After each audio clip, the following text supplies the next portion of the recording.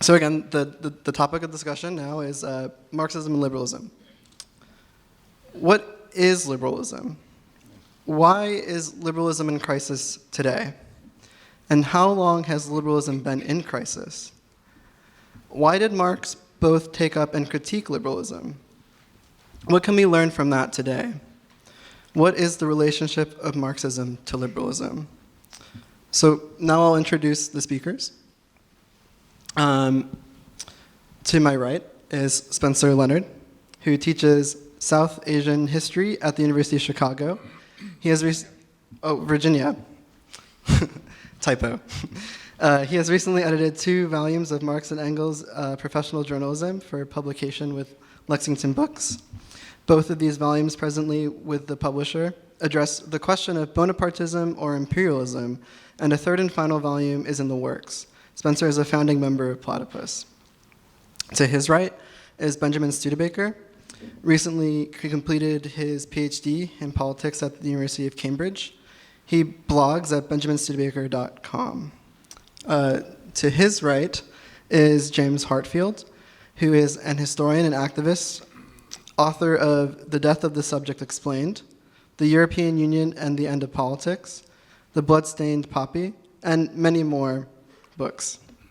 He was active in campaigns against militarism in the 80s on the British far left, and more recently to leave the European Union. And finally, but not least, Anthony Monteiro, who has a long history as an activist in the left, starting with the Civil Rights Movement and the Black Freedom Movement, as well as the anti-war and anti-apartheid movements. He has helped elect several black candidates. Monteiro is a scholar of W.E.B. Du Bois and the founder of the Saturday Free School for Philosophy and Black Liberation in Philadelphia. So if I could ask you guys to speak in the following order. James, Anthony, Benjamin, and then Spencer, if that's okay. Does that sound all right? Sure. Okay. Yeah. So the format of the panel, we'll have opening remarks between 8 and 12 minutes. Then we'll allow you guys to respond to each other for 2 minutes. And then we'll open up the discussion to the audience. So James? Okay, first I want to say a massive thank you to Platypus and to everybody here. Thank you was what I wanted to say. I've had a very good welcome and people looked after me. I'm particularly grateful to Bill, who's been looking after me in particular. But I think the liberalism, in a sense, is always in crisis, and necessarily so, because it's contradictory. It's contradictory in the sense that the liberal order it enshrines equal rights and freedoms as a condition of social cooperation. That's how social cooperation works in a liberal order, is that we are individually free, self-governing individuals who contract or agree to work together. That's the kind of structure of the thing. But necessarily in the character of that, it generates inequality, which disrupts the possibility of equality and equal freedoms. Is that the competitive economic system naturally tends towards a monopoly, that free market and monopoly in that sense are not different. One is the outcome of the other, as it were. And it has at the heart of it, and I think the way that Marx described, a gross inequality in the relationship of worker and employee, which is substantial, disruptive feature of the formal equality that describes the system. And I think that's important to understand that there is always this tension. I think in the probably best explanation of this is what we had running from about 1946 through to about 1990, which was people called Cold War liberalism.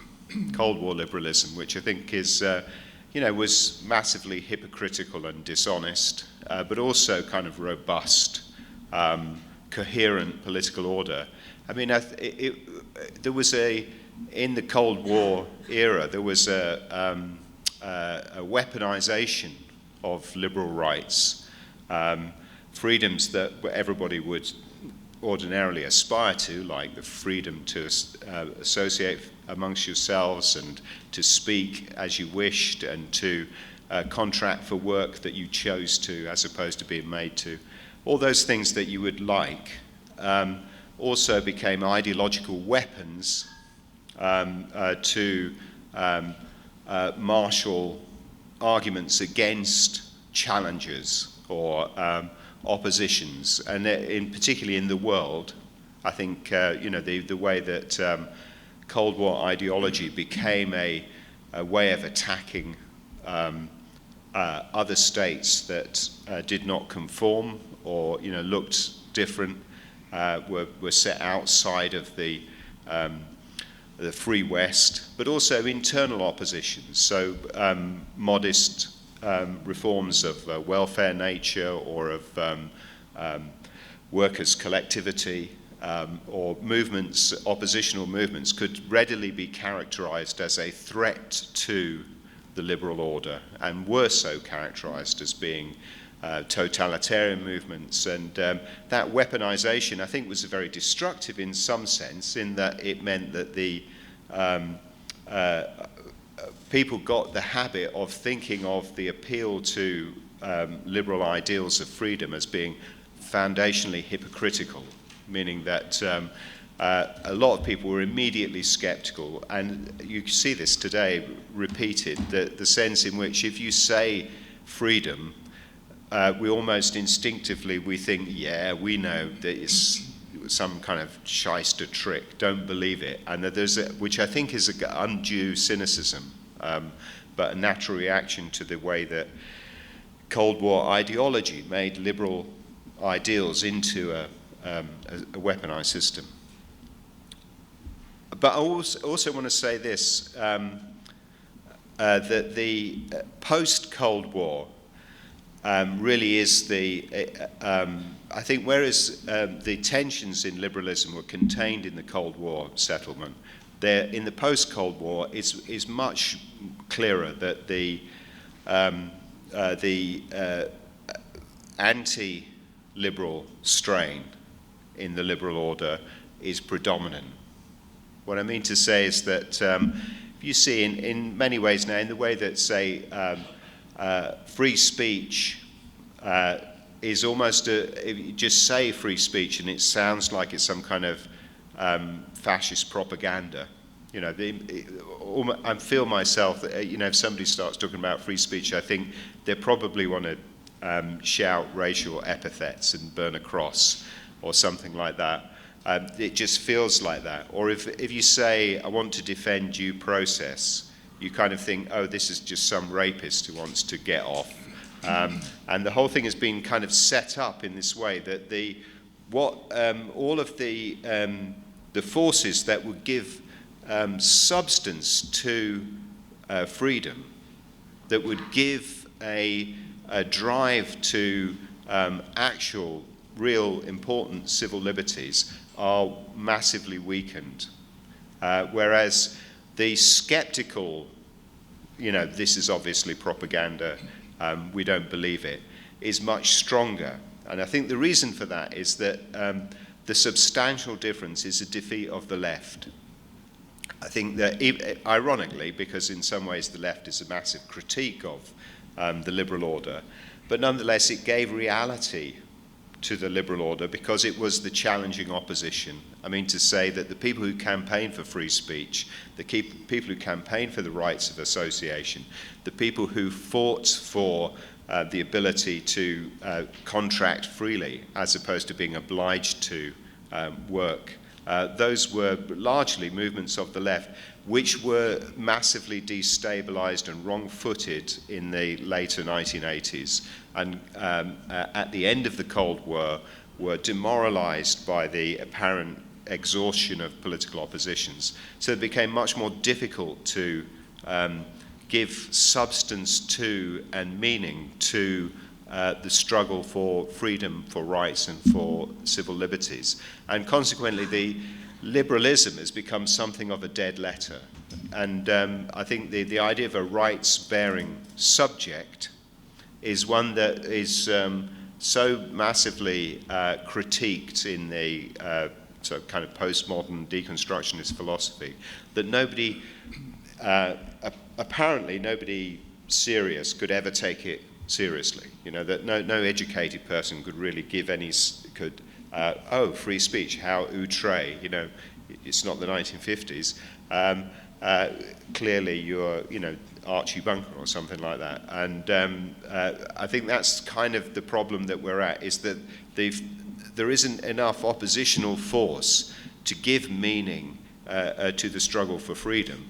And naturally the oppressive and illiberal side of the liberal order will tend to predominate. We're seeing a breakup of that very important and valuable liberal order as a consequence.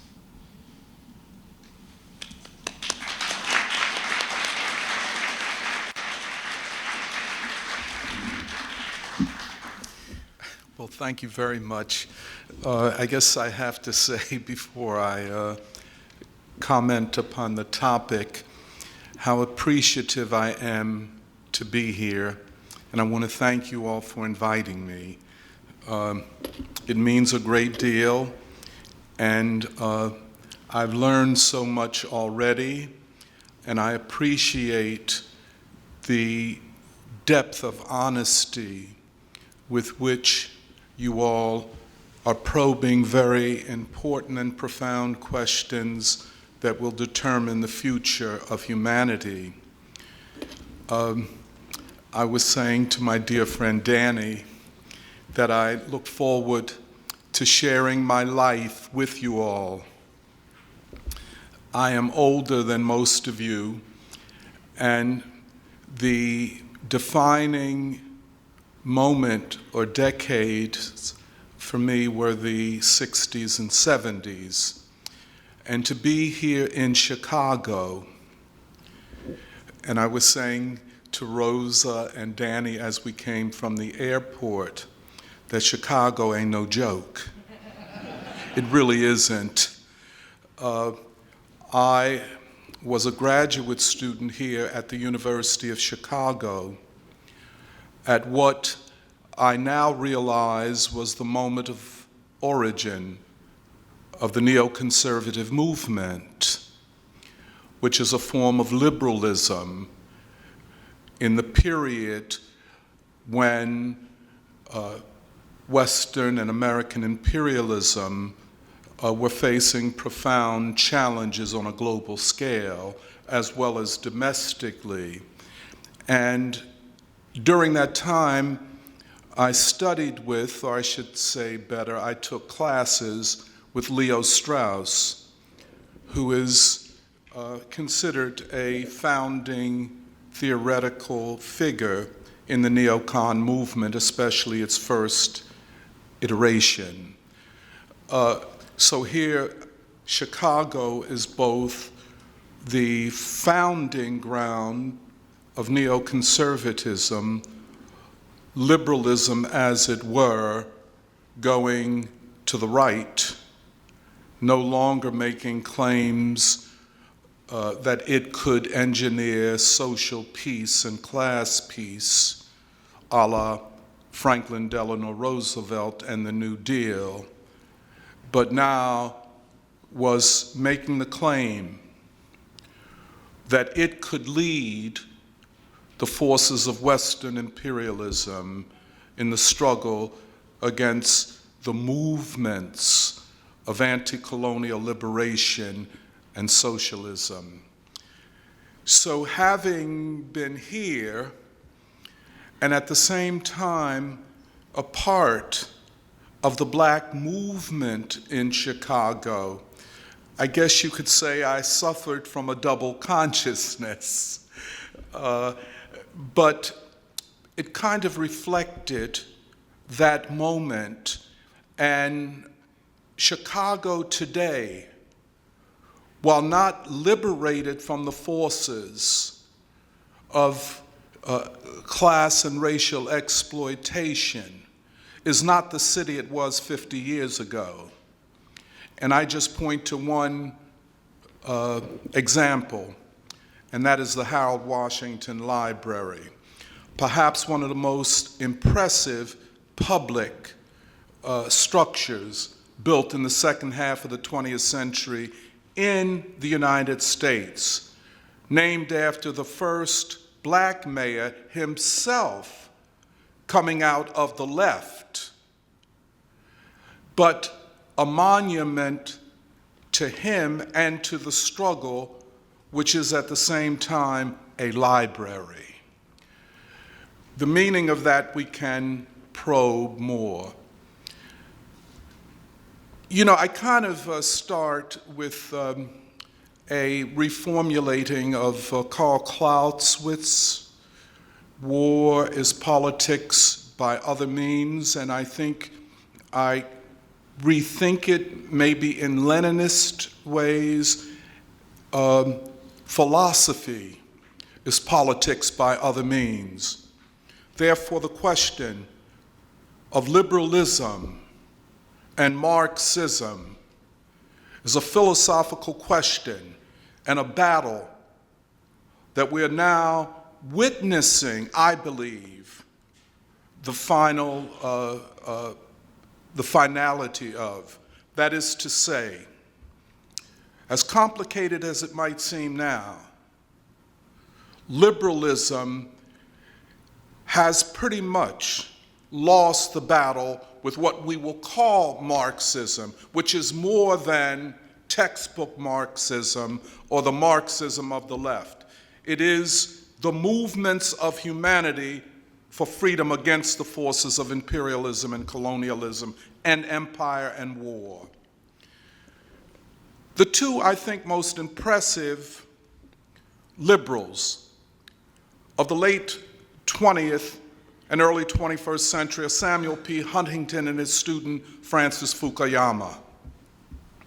As you will recall, Huntington wrote that as opposed to the struggle between great powers, in the 21st century, the struggle would be one between civilizations and the values that those civilizations stood for. Now, of course, he set it up as Islam versus the West, and he arrogantly took it upon himself to both speak for Islam and the West. In his construction, in his construal, Islam did not have a voice. He spoke for Islam. So Islam becomes the opposition to freedom.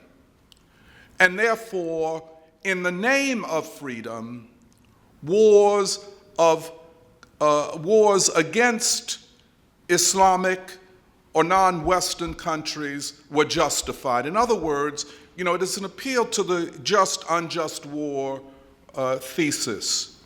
That in other words, the West could wage wars wherever they want because they were just wars in the name of freedom. And so Afghanistan, Iraq, Libya, Syria, Yemen, Somalia, and wherever else. But perhaps his student is more impressive than he, and that is Francis Fukuyama. Appealing to what he would consider a neo-Hegelian historicism. He proclaimed with the undoing of the Soviet Union and the European socialist bloc, this was the end of history and the beginning of man as conceptualized by liberal philosophy and ideology.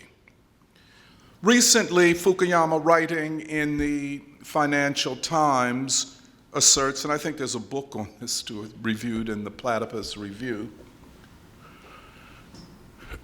something entitled The End of History. One question I would ask to the liberals, Does that mean an end to Hegel? Or the end to Lenin and Marx's and Engels, of course, defense of Hegel? We could talk a lot about that maybe in the question and answers. We'll get to the meaning of Hegel in this moment. Now, the second part of what I will say is Marxism. And when I talk about Marxism for myself as a way of knowing the world and a way of a practice in the world, I'm thinking of Lenin and I'm thinking of Du Bois, and I believe that here is to be found a rich synthesis of two great thinkers, two great revolutionary movements and traditions. The Lenin-Du Bois synthesis, as it were, brings together the theory of the socialist revolution from the margins, not the centers of imperialism, the weakest link theory, as it were. The break in the imperialist chain would occur in the weakest link. While there are universal applications of Lenin, it is still a theory of the weakest link, including the colonial nations of Asia and Africa. Du Bois's, and I would say broadly, Marxism is a theory of the struggle from within the strongest core of the imperialist world system. The two, to me, make for a very powerful philosophical, ideological answer to the predatory, self-serving, arrogant theorizing of modern-day liberalism. In particular, Samuel P. Huntington and Francis Fukuyama. Let me end here. This is why the struggle for peace and against imperialist wars is so important, and why we, the left, cannot be hesitant in where we stand vis-a-vis the aggression, especially that led by the United States.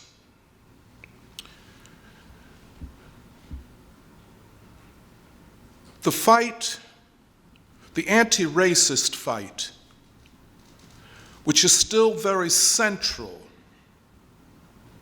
to the struggle for progress and for the working class, at this moment cannot go forward without the struggle for peace. This was one of the great insights of Martin Luther King Jr. The fight against white supremacy is not as it was conceived in this recent period. For example, the 1619 Project, which is a part of a recouping of the liberal positionality in politics in the country.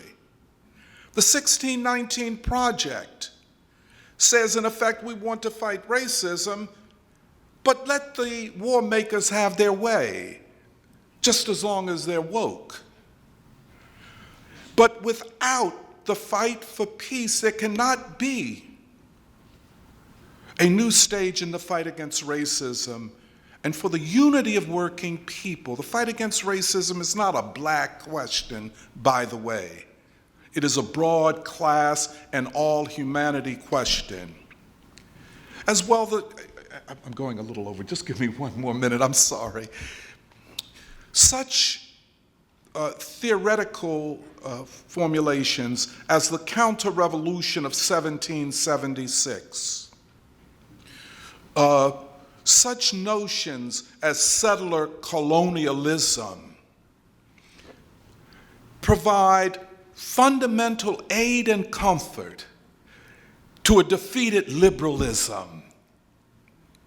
What we in the movements in this country and worldwide achieved on the battlefield of struggle,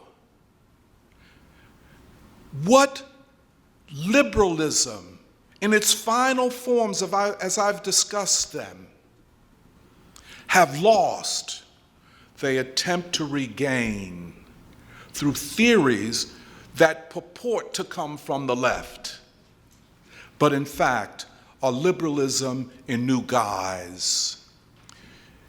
Let me just finally end on this, just the Leninist concept of philosophy as politics. And I think Platypus is a great example of this. I really appreciate you all for this very much.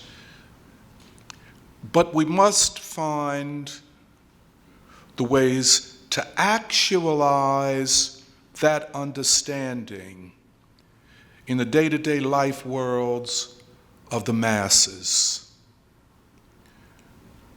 That philosophy belongs to the people. It does not belong to the academics. And it is our task in this struggle, which I think is the final battle, and I think we're on the right side, I think we're winning it, this final battle to undo liberalism for democracy. The liberals are the obstacle to democracy, not its defenders. Thank you very much.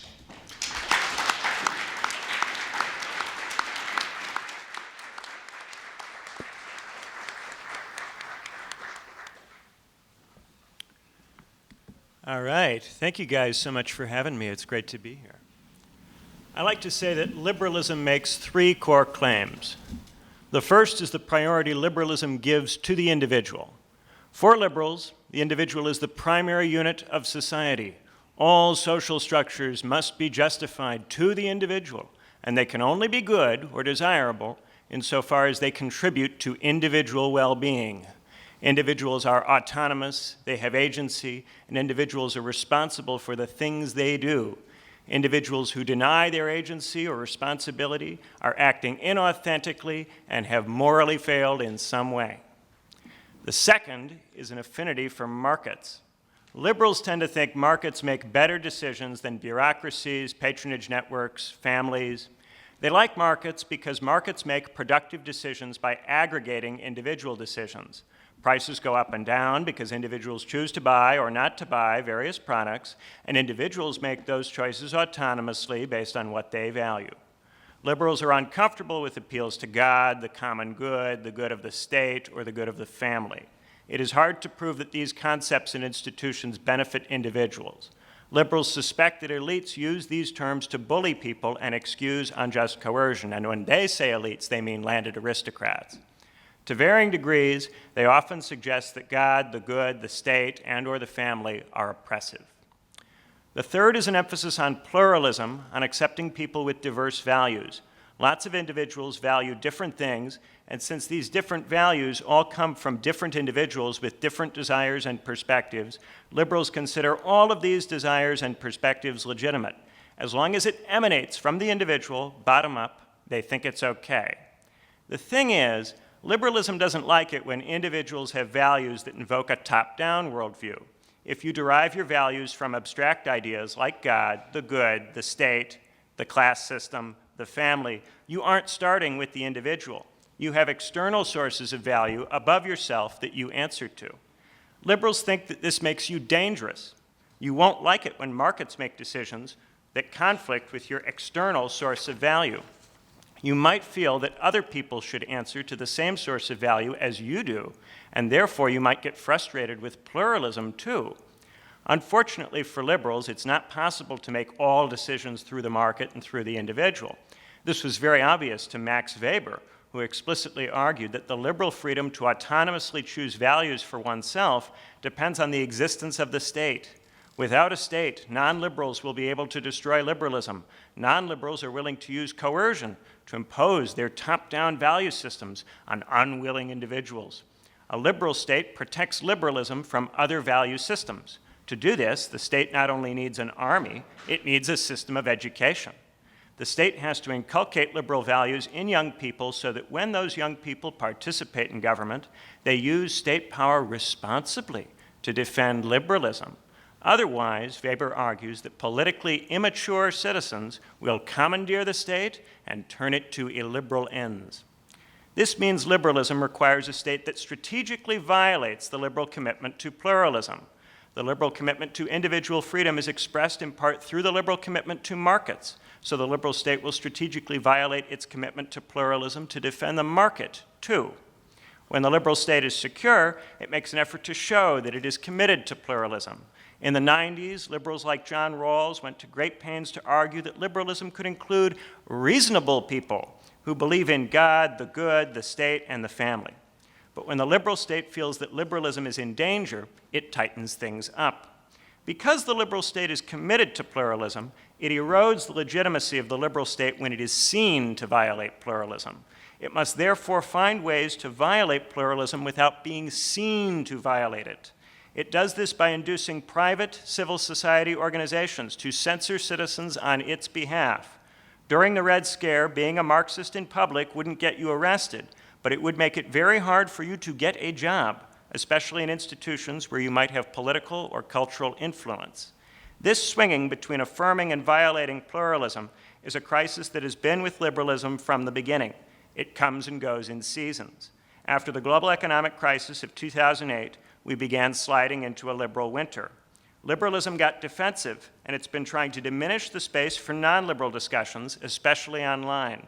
It doesn't do this through state censorship, but by using social pressure and the threat of job loss to intimidate people. The liberals' favorite way to violate pluralism is to accuse people who challenge individualism and the market of opposing pluralism. They love Karl Popper, and they love to use his paradox of tolerance to excuse their attacks on pluralism. They deny the possibility of non-liberal pluralism, so if you don't agree with them about individualism and markets, you must be a fascist or a neo-reactionary or some other such thing. And it's always okay to bash the fash, right? Now, where do Marxists fit into this? Marx's theory of history suggests that capitalism is a necessary stage of development. During the capitalist stage, markets spread throughout society, breaking down top-down structures from the feudal era. They break down the church, they break down traditional understandings of the good, they break down traditional types of states, and they break down traditional families. By corroding these structures and making them less effective, capitalism creates an institutional vacuum, which can then be filled by socialism. Liberalism is necessary to get rid of the old society, but it cannot be the end goal. Marx objects to the traditional form of society in large part because traditional societies involve the exploitation of slaves and serfs. Marx wants to free these traditional workers from these forms of domination. Liberalism ends slavery and serfdom, but the market still allows workers to be exploited. They need to work to survive. The fact that they need jobs forces them to agree to work for less than they otherwise would. The worker may not be the slave or serf of any particular person, but the worker depends on the labor market for survival. The market itself is their master. Now, if you blame the market for the fact that you're working for less than you really feel your time is worth, you're blaming an abstract structure for a decision you made. For liberals, this means you're behaving inauthentically. You're denying your agency and your responsibility for the choices you've made. If you argue that exploitation is bad, you're making the market answer to your understanding of the good. That involves submitting to an external value system, another illicit move. If you point out that the cost of living crisis is making it hard for people to have families, you're valuing the family, a nebulous abstraction, over a market system based on individual values. if you point out that many individuals value the family or the good or think it's important to take structures seriously, you're pressing up against the contradiction at the heart of liberalism. Liberals can't win this argument straight up, so they respond by accusing you of opposing pluralism and being some kind of totalitarian, tanky fascist. To avoid being thrown in that basket of deplorables, Marxists respond by allying themselves with anarchists and progressive liberals. This is a poisoned chalice. Anarchists are opposed to anything top-down, and that means they tend to affirm individualism. While they will happily oppose bosses, they like co-ops. Cooperative businesses still compete with each other in a market system, and they still have to control their costs to stay in business. This means that they have to exploit their members. They induce their workers to become their own bosses and each other's bosses. Co-ops are independent contractors plus peer pressure. Progressive liberals are liberals. These Elizabeth Warren types aren't actually interested in getting beyond the market. They want to protect the market by making strategic concessions to workers. Workers who ally with them end up getting pushed around. They are told that they must vote for liberals to have any chance of getting any further concessions. If they don't comply, the progressive liberals try to frighten them, telling them that right-wing parties will take past concessions away. To make matters worse, the progressive liberals take cultural stances that many workers find alienating. Marxists who refuse to embrace progressive cultural positions are accused of rejecting pluralism. Marxists who comply are cut off from the bulk of the working class. Of course, if Marxists try to dialogue with social conservatives who place emphasis on top-down abstractions, they are immediately accused of being totalitarian, tanky fascists. Once Marxists are in that basket of deplorables, they can be socially ostracized at negligible political cost. The liberal state puts Marxists in a tough position. They can accept being demonized as totalitarians, or they can ally with soft left factions that aren't really interested in moving beyond the market. To escape this dilemma, Marxists need to advance a thoroughgoingly Marxist, non-liberal form of pluralism. It may be possible to do this through small r republicanism. I think there's some potential in Bruno Leopold's citizen Marx thesis, but I'm probably coming up on the 10-minute mark, so I'll have to leave it there.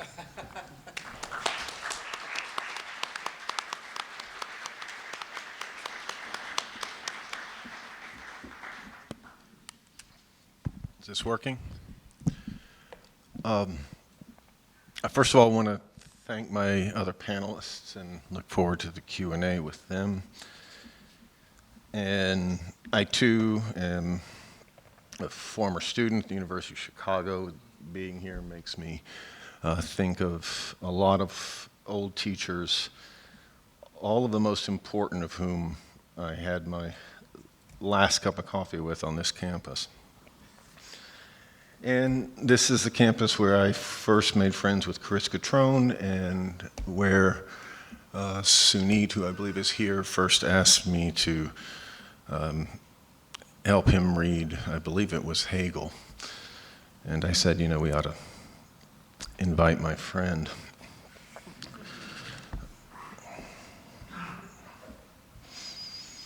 With that, I'm going to go over some of the same ground that the panelists have covered, but hopefully with a different twist. We are today in the midst of what appears a full-blown retreat from liberalism, or rather a simple rejection of it. Of course, the neoliberalism presently disintegrating was not itself liberal, but a form of state capitalism. Nevertheless, the left follows capitalist politics in identifying neoliberalism with liberalism per se. Today's political crisis of neoliberalism appears as a crisis of liberalism and is itself identified with capitalism. And indeed, as anyone familiar with my social media posts, it's shocking to witness the endless outrages to liberalism which form the daily news cycle. In the face of endless assaults upon civil liberties, constitutional rights, and indeed the rule of law, under Biden, the question now poses itself, are the Democrats worse than the Republicans as regards the Bill of Rights? Are those installed by the DSA left in the vanguard of overthrowing liberalism such as it was under neoliberalism? In this sense, inasmuch as the Republicans appear conservative, They thus credibly stand forth as defenders of a now embattled liberalism, albeit a liberalism reduced to what it can never be, a tradition. Even as they themselves, under Trump, insist upon renegotiating neoliberal trade agreements and back away from America's role as guarantor of the global liberal order. In short, they reject what they term globalism, even as they reinterpret liberal freedom as a body of cultural or even religious values. So the new militarism, the police surveillance state, the racial resegregation of society, government by executive order, disinformation from above, deprivation of livelihoods in the name of public health and worker safety, and in general, the seemingly wholesale rejection of the American revolutionary legacy. This, still and all, appears today to be spearheaded by the left, otherwise known as the Democrats. Speaking on a Platypus panel 13 years ago, I suggested that the Iranian Revolution was symbolic of the crisis of the left. I wrote then that the left in 1979, and after it had proven itself incapable of recognizing in Khomeini a threat no less grave than, and had proven itself incapable of recognizing in Khomeini a threat no less grave than the Shah himself had been. And of course, there had been in the 1960s and 70s many delusions expressed by figures such as Ali Shariati respecting Islamic Marxism. But even at my most polemical, I could never maintain that the Iranian Revolution was the victory of the left. Rather, as James expressed it last night, it was more a case of the right carrying through the overthrow of a status quo that the left had initiated yet abandoned. The Ayatollah was the Iranian analog to Margaret Thatcher. Subjectively, as was discussed, it all appeared as a bewildering defeat. By contrast, today's pseudo-left seems intent upon the wholesale rejection of the legacy of modern revolution, beginning with liberalism.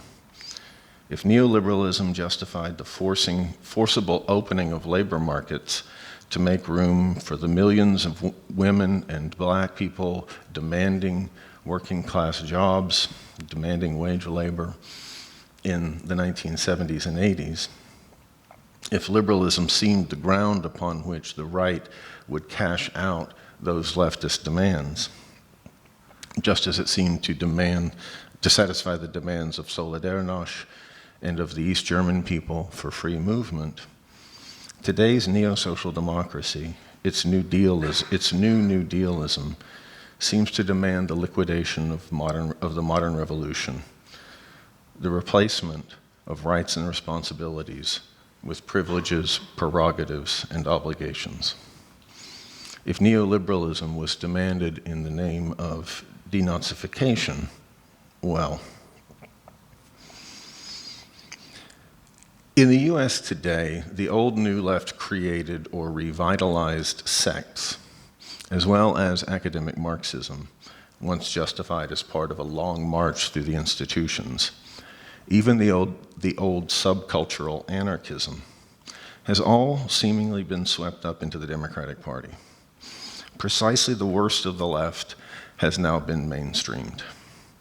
It is idle to deny that the illiberal or woke left is the left today. There are precious few defenders, as I think James suggested, of free speech, of the right to bear arms, of freedom from excessive bail, and other forms of cruel and unusual punishment, even of the rule of law, rather than the dicta of whoever happens to be in authority.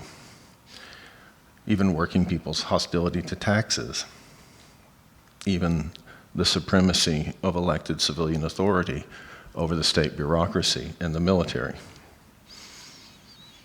And yet those few left liberals or liberal leftists that remain, such as, say, Spiked Online in the UK, seem now to have disavowed the legacy of socialism altogether. And those few renegades from the new progressive consensus, people who not too long ago would have been thought garden variety liberals, Gen Xers like Glenn Greenwald and Matt Taibbi, are generally perceived as right-wing. And it is improbable, to say the least, to think that the coming Republican wave will be a restoration of liberalism, at least as it was known in the Cold War period. In consequence, or rather in light of these matters, our present as history seems to be in free fall.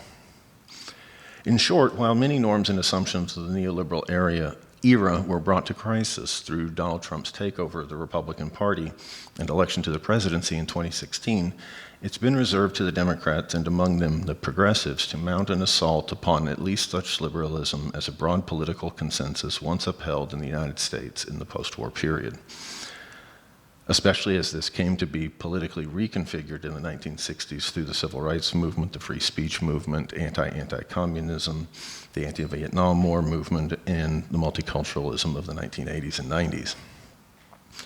In this sense, just as Reagan, in an important sense, cashed out the gains of the 1960s in the form of a neoliberal overcoming of racism and mid-century sexism, I should say mid-century racism and mid-century sexism, by smashing the obstacles to a massive influx into the American labor force in the 1980s, so today the Republicans again seem, irony of ironies, to be upholding a certain okay boomer legacy of the new left against its self-professed legatees.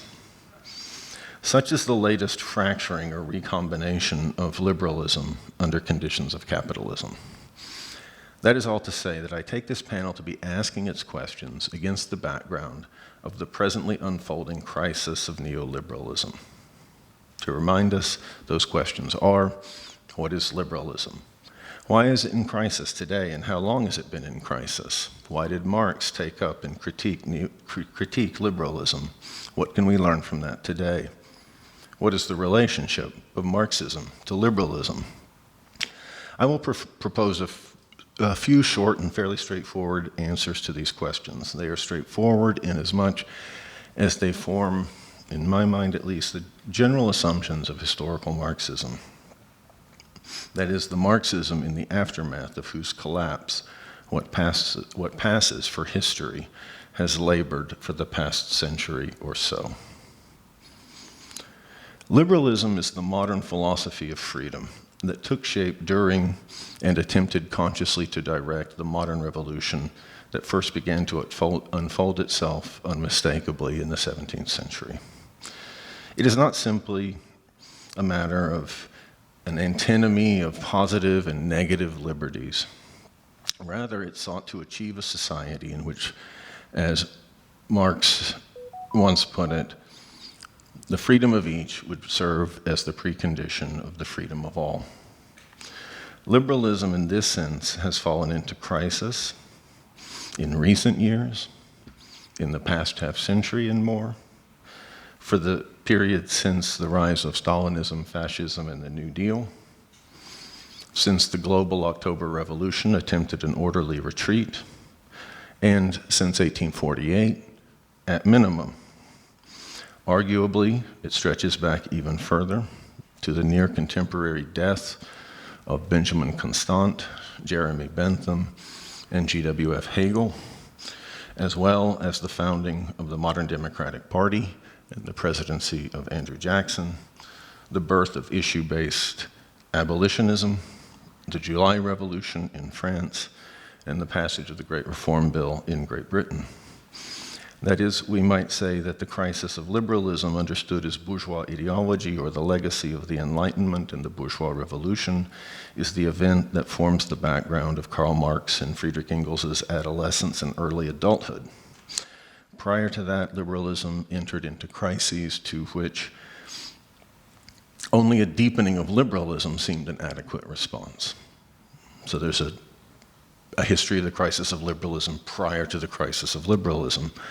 Thus, for instance, the high Enlightenment of the second half of the 18th century and the Enlightenment of Hegel were attempts to more adequately specify liberalism in the face of the crisis of the British Revolution and the French Revolution, respectively. The crisis of the modern revolution was what Marx and Engels were thinking through as young men. In specific terms, in the 1830s and especially in the 1840s, when the first global industrial crisis set in, the question posed itself: how to advance the project of modern freedom announced by the Enlightenment and the bourgeois revolution under these conditions. At the level of politics, the sign of the times was above all the emergence of socialism. At the level of ideology, it was the crisis of philosophy, of political thought, of political economy. In short, it was the crisis of liberalism. Marx and Engels shorthanded these signs of the times of that crisis with the phrases class struggle, vulgar political economy, and capital. In this sense, then, Marx and Engels did not take up and critique liberalism. Rather, they recognized a crisis of liberalism unfolding before their eyes and took it to be a crisis comparable to that faced by Rousseau, Smith, Kant, and Hegel, but with a twist. They thus placed themselves within the tradition of the philosophe, but as philosophes of a second enlightenment, philosophes of the class struggle. The general expectation of Marx and Engels' generation was that the revolution had in living memory found expression in America and France was soon to burst forth again, most likely in France, where it had been impossibly rolled back in the Restoration and prematurely aborted in the stabilization of the July Revolution, as a kind of parallel to development to the aborted revolution that took place in Paris was the great and long-delayed reform of the British Parliament, which likewise was widely felt to fall short of the tasks before it. So the class struggle politically announced the Industrial Revolution in the 1830s and the 1840s. Whether in the form of English Chartism or on the continent in the more disparate revolts of the Lyon silk weavers, the Silesian weavers, etc. Marx and Engels, like others of their generation, registered well before 1848 both the reemergence and transformation of the revolutionary Republican spirit. As Marx remarked in 1852, he was part of a wider recognition. No credit is due to me for discovering the existence of classes in modern society or the struggle between them. The next revolution of the revolution would be a democratic upheaval, would be accompanied by a dramatic reassertion of what the journalists of that time called the social question. In consequence, this time the revolution would not be deflected from its purpose as it had been in the past, as Engels put it. The next recurrence of the French Revolution would have a social character that would overthrow the form of society itself and usher in communism. As Engels wrote in 1847, in answer to the question he posed, what will be the course of the revolution, he wrote, in the first place, it will inaugurate a democratic constitution and thereby directly or indirectly the political role of the proletariat. Directly in England, where the proletariat already constitutes the majority of the people, indirectly in France and Germany, where the majority of the people consists not only of proletarians, but also of small peasants and urban petty bourgeois, who are only now being proletarianized, and all their political interests are becoming more and more dependent on the proletariat, and therefore soon will have to conform to the demands of the proletariat. This will perhaps involve a second fight, but one that can only end in the victory of the proletariat. So, going into the Revolution of 1848, Marx and Engels were Democrats, though they already realized that the new democratic current, socialism, threatened to fall beneath the threshold of liberalism. That is, they already distanced themselves from a certain crude communism that simply saw the class struggle as the capitalists' fault. For them, The capitalist class was not simply a new aristocracy. Their denial to work to millions was not the cause of society's crisis, but its result. The class struggle was a symptom of the proletarianization of liberal freedom. Marx and Engels' sense of the inadequacy of the new democratic currents to the demands of liberalism, not just for justice, but for change, sharpened and deepened over the course of the Revolution of 1848. The experience of democratic counter-revolution in the form of Bonapartism provoked the imminent dialectical critique of democracy. The working class had to take power to prosecute the tasks of the democratic revolution, which otherwise threatened the opposite of change, or rather, change as a mask for the persistence of the same old, same old. And the task of the democratic revolution was to facilitate liberalism's realization and self-overcoming. The change that bourgeois ideology demanded was its own self-overcoming. So Marx and Engels took up liberalism in order to critique democracy, to push democratic politics so that it might prove adequate to its own conditions of possibility, the self-contradiction of bourgeois society, thereby transcending both liberalism and democracy. Through democracy's critique, Marx and Engels sought to achieve a dialectical Bonapartism, which in turn they saw as mediated in and through the newly emergent and specifically proletarian political forms. The revolutionary realization and overcoming of bourgeois society had to be mediated by non-identical proletarian political forms. So what can we learn from this today? For some century or more now, we've had state capitalism, which the socialist workers' movement arguably built, but could not take responsibility for. To the point now that, understood conceptually in terms of enabling a practical and conscious address to the problem of capitalism, it is unclear that the left is to the left of the right. We've lived through a century of historical regression, of progressive illiberalism, of war, of counter-revolution. In the Russian Civil War, Lenin and Trotsky led the masses in waging a war for freedom. Today, politics itself is perceived as violence, and the left is conducted in the name of harm reduction. This occasions the ostensible left's total abandonment of the bourgeois revolution's project of overcoming all fixed tradition, and instead intending to institute a new caste society. Whereas in 1979, the left in Iran, in Poland, in the US, in China, Britain, and around the world ceded the revolution to the conservatives in the sense of being somehow outflanked, today it seems intent upon subduing the very project of historical freedom, of liberal freedom, from its ranks.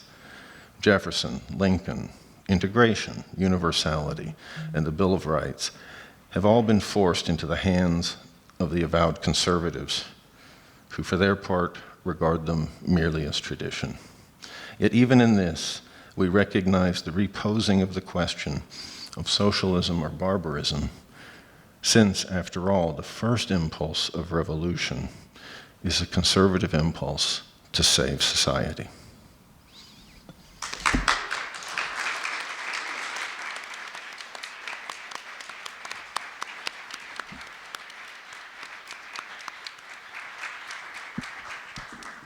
Thank you to our speakers. I want to give you guys the opportunity to respond to one another. If you could each take 2 minutes to respond with your thoughts.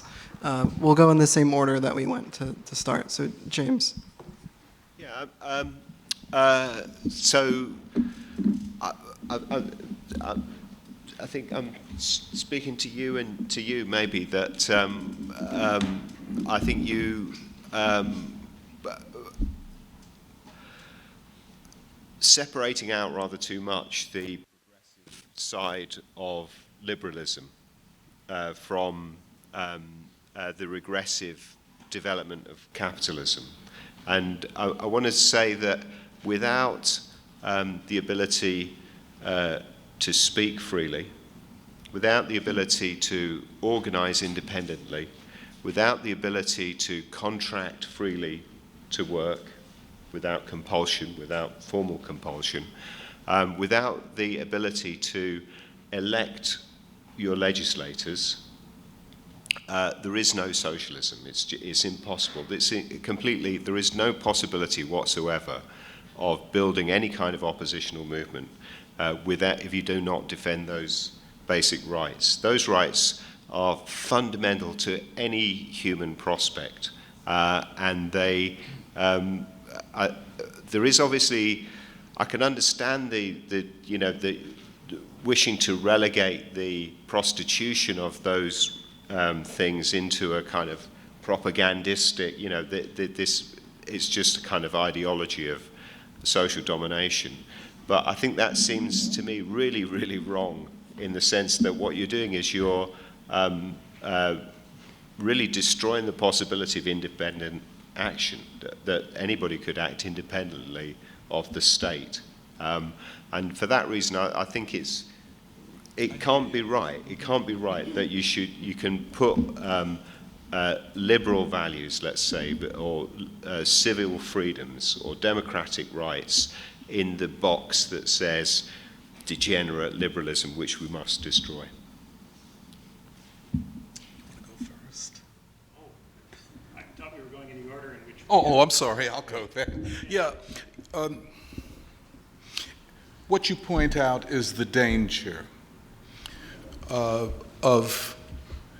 a full-throated critique of what liberals have become.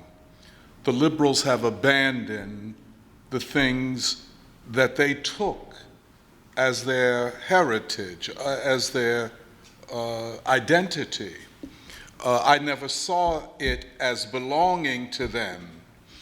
And just as a small thing, not a small thing, but as a matter of perspective, I start with my understanding of this with the Black Freedom Movement. And this is important because while it appeared to be upholding liberalism, and the liberal bourgeoisie in this country attempted to appropriate it and still do. In other words, Martin Luther King was nothing but a liberal. He was more than that. He did for democracy in this country what the liberals for more than a century refused to do, and that is the fight for racial equality. That is why I think that a starting point for us is to understand really what W.E.B. Du Bois meant when he said the problem of the 20th century is the problem of the color line.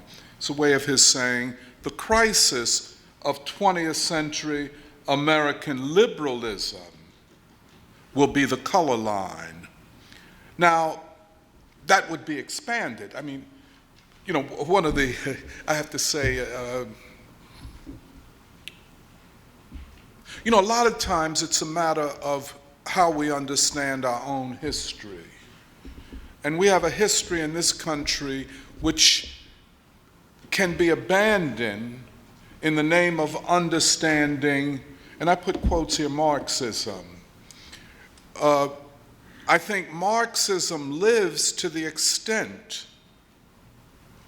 that it informs, directly and indirectly, the movements of people.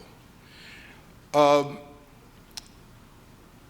me just kind of conclude here. I hope I'm making my point. When I'm in Chicago,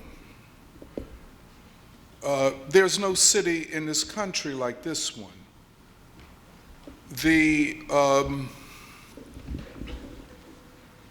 A whole thoroughfare named after Ida B. Wells. Now, you could say, well, that's a concession of liberals to the black movement.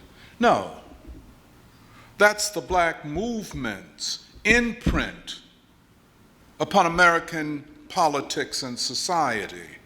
To see this as liberals doing this, even black liberals, is to misunderstand what it took to get that.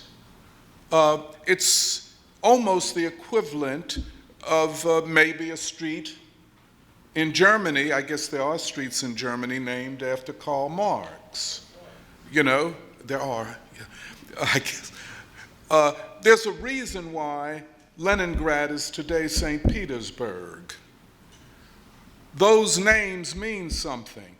The Harold Washington Library is a monument to not the liberals, quote, conceding, but the black masses, proletariat in their majority, saying this is necessary and we'll move forward having won this. So I am not, I guess what I'm saying, I agree with you. We can go back to the 18th century, and yes, but even the best, among the best liberals, they were not prepared to fight to end slavery, which was to end a backward form of capitalist exploitation. It took a different kind of struggle. I am saying then, implicit in all of this, in the essence of all of this, is a pushing beyond capitalist relations of production and doing for democracy what the liberals would not do. I don't take any of it for freedom of speech, you know, and if they want to attack it, we'll keep on fighting. That's, I could say more, I don't want to talk too much. You dig where I'm coming from. I mean, they conceded nothing. Martin Luther King was not their champion. They didn't champion him. They always were uncomfortable with him. More than. And then, of course, his opposition to the war in Vietnam and his joining the civil rights movement and the peace movement to the working class movement. That's what I want to say. I don't mean, and I hope I made my point clear. Yeah, so Can I just say one other thing, just quickly? Go ahead. A revolutionary attitude to the liberals rather than a concessionary attitude towards them. Sure. If I might just express my deeper, I treat them with utter contempt. Utter contempt, given their current record. okay, so if anybody got the idea that I don't like free speech, that's not what I'm saying. I'm saying liberalism is three things, right? So it's the individual, it's the market, and it's pluralism. And what liberals do is if you attack either of the first two things, they accuse you of opposing the third. This is kind of an example of how that works. So I say I'm for pluralism. And of course, to have pluralism in a society, you have to have things like free speech. You have to have things like freedom of assembly. I want a non-liberal account of pluralism. There have been a lot of societies that have had broad tolerance for difference prior to liberal states. We live in the West, we think about the Western tradition, but there are all sorts of states that existed in antiquity that were very pluralistic with respect to religion, with respect to philosophy, with respect to beliefs. It is possible to be a pluralist without embracing individualism and without embracing the market. But any time you try to separate those things out, liberals try to force you to put them back together. And any time you try to express a desire to go beyond liberalism, you have to express it in liberal terms. Now, Marx himself saw the problem with using equality to do this. Marx was very, very reticent to use the word equality. He used it very rarely. And most of the time when he used it, it was to kind of disparage bourgeois liberals who think that that's all socialism is. The reason for this is that equality is an extremely nebulous term. It's easy to redefine. Right now, there are a bunch of rich people who are gradually turning the word equality into equity and attaching it to groups, to racial groups. So if you demand equality, you should be demanding equity, and if you're demanding equity, you should be demanding equity among groups, and the groups that are real are the groups liberals recognize, races, not classes, right? And they can do that because equality is nebulous, and if you have a bunch of money, you can give grant money, you can give university places and scholarships to people who will spout this kind of line about what it means. And it goes so deep that intellectuals end up spouting the same lines because intellectuals learn in these environments that are completely controlled by oligarch money. So intellectuals in most universities think that they have to use these terms and that these terms are all that can be used. There's a kind of lost history of political thought here. Talking like a Cambridge person, but it's true. There's a lost history of political thought. There are alternatives to liberalism that are not totalitarianism. And whenever it is positioned that way, you must be a liberal or you must be a totalitarian, they're hiding the bulk of the corpus of human political thought, non-Western political thought, ancient and medieval political thought, from you to box you into having to accept all of their premises so that if you deviate, you can be accused of being something bad. But I'm a pluralist, I'm for free speech, I'm for free assembly, I don't care what religion you are, I don't care where you come from, I'm happy with all of it. But you have to say all of that explicitly or you're immediately accused, as soon as you go after individualism or the market, of being against those things. And that's going on at every level of society today.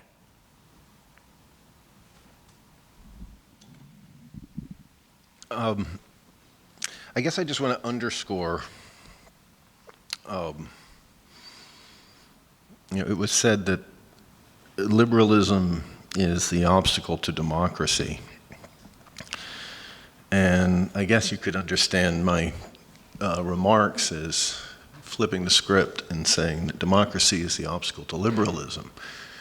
And what I mean by that is, I think an aspect of, maybe not liberalism, right? That might be the problem, but liberal thought, for instance, Hegel was invoked,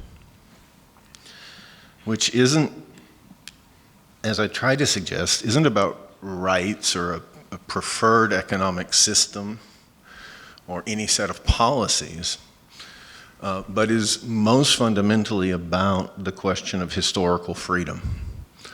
It's about the capacity of society to change. The essence of modern freedom is the possibility of becoming something else, becoming something new. On the basis of what exists, there is something that we cannot yet wholly foresee, and yet that is the general will of society. That goes back in clarity as the invocation of the category the general will implies to Rousseau. And it was that aspect of liberalism that I'm trying to underscore. If we just take a text that I can assume everyone in the room has read, Marx's description in the Communist Manifesto is of a liberal, in a sense gets to the question of cyclical history, that in capitalism, change is the form that the eternal return of the same takes. That the bourgeoisie plays a most revolutionary part, that all fixed, fast, frozen relations dissolve before they can ossify, etc. It is freedom itself in the sense of the constant production of the new as the mask for the reconstitution of the capitalists and the proletariat, the bourgeoisie and the proletariat. Right? That democracy is potentially capitalism's greatest resource, in fact, its only resource. It ultimately has to be reconstituted through the discontent that it itself generates. Right? Of course, at the heart of and Marx understands democracy as conditioned by the proletarianization of society. That it is the fact that that everyone is threatened with obsolescence, that everyone is threatened with the prospect of falling through the cracks, that society is disintegrating, even through its reconstitution, that demands that we all want make a claim politically because we may not be able to make a claim socially. We may not be able to participate any other way. And so that's why I described Marxism as a dialectical critique of democracy. And so, as he puts it in the manifesto, a project of winning the battle of democracy. Not for democracy, but of democracy. In order to do what? In order to pose the tasks of the democratic revolution, which is to say, to make democracy come to terms with its own conditions of possibility, namely the proletarianization of society. Excuse me, could I just ask a question, my colleague? You use the concept racial groups. Being a part of, inverted commas, a racial group, what do you mean by a racial group? I mean races reified as abstractions, reified as being really real and as being the things which constitute society. I'm suggesting that that's what a lot of liberals these days are affirming, and I don't agree that races are real in that sense. I'm still confused. Help me. That, Like I said, I consider myself, inverted commas, a part of a racial group. yeah. The African American people. So a people who are themselves so tightly integrated into the overall working class, almost inseparably so, that the struggle of this racial group cannot be separated from the struggle of the working class as a whole. Is that fair to say? I think that's fair to say, insofar as we interpret reality through the lens of that category. Okay, not that category, let's talk about that reality or that history. Subjectively. Pardon me? Yeah, Subjectively and objectively. Well, But objectively go would be to say that it's reality. So one of the things I'm talking about in this is different conceptual frames we can use. And the liberal tendency is to delegitimize conceptual frames that are not bottom-up, emanating from the individual. And one of the adaptations liberalism has made over the years has been to treat racial groups as real in addition to the individual as a means of pacifying dissent. That's what I'm trying to talk about. Yeah, I would just say one thing, and that is, we're talking about the categories developed by liberal thinkers, not categories developed by people fighting against their categorization by liberalism. You see what I'm saying? So I think we have to make a distinction. That's why I think Chicago is such a wonderful city, not because it is complete, but because of its contribution to the future of the class struggle. And I would just say that if we are to understand the future in terms of class and class conflict, Chicago must play a huge role in the way we imagine that future, for the reasons that I've spoken about. And that's why I don't think we could talk about a racial group or a reified category. What I'm talking about is a lived history as documented by historical materialists like W.E.B. Du Bois in his work, Black Reconstruction in America. And that is why, again, well, I'll stop there, but you see where I'm coming from. May I? I mean, Yes. Is the issue here not? Why don't you talk into the Yeah, sorry. Is the issue here not that the reification is where the oppositional category becomes incorporated? We see it like in human resource management, where it's very much part of day-to-day corporate management, right, that we're monitoring ethnicity and incorporating That's what we the call management. in this country diversity training. Yeah, or same, diversity. pretty much the same Yeah. in the UK. So in that sense, I would say yes, reification. But I think what you're saying is that there's an oppositional anti-racism which must conceive itself as a, through this prism. There was yes, I would agree. And, I was so in support. I don't know who the presenter was yesterday, who was talking about the American Revolution. So in support and how we had to understand that.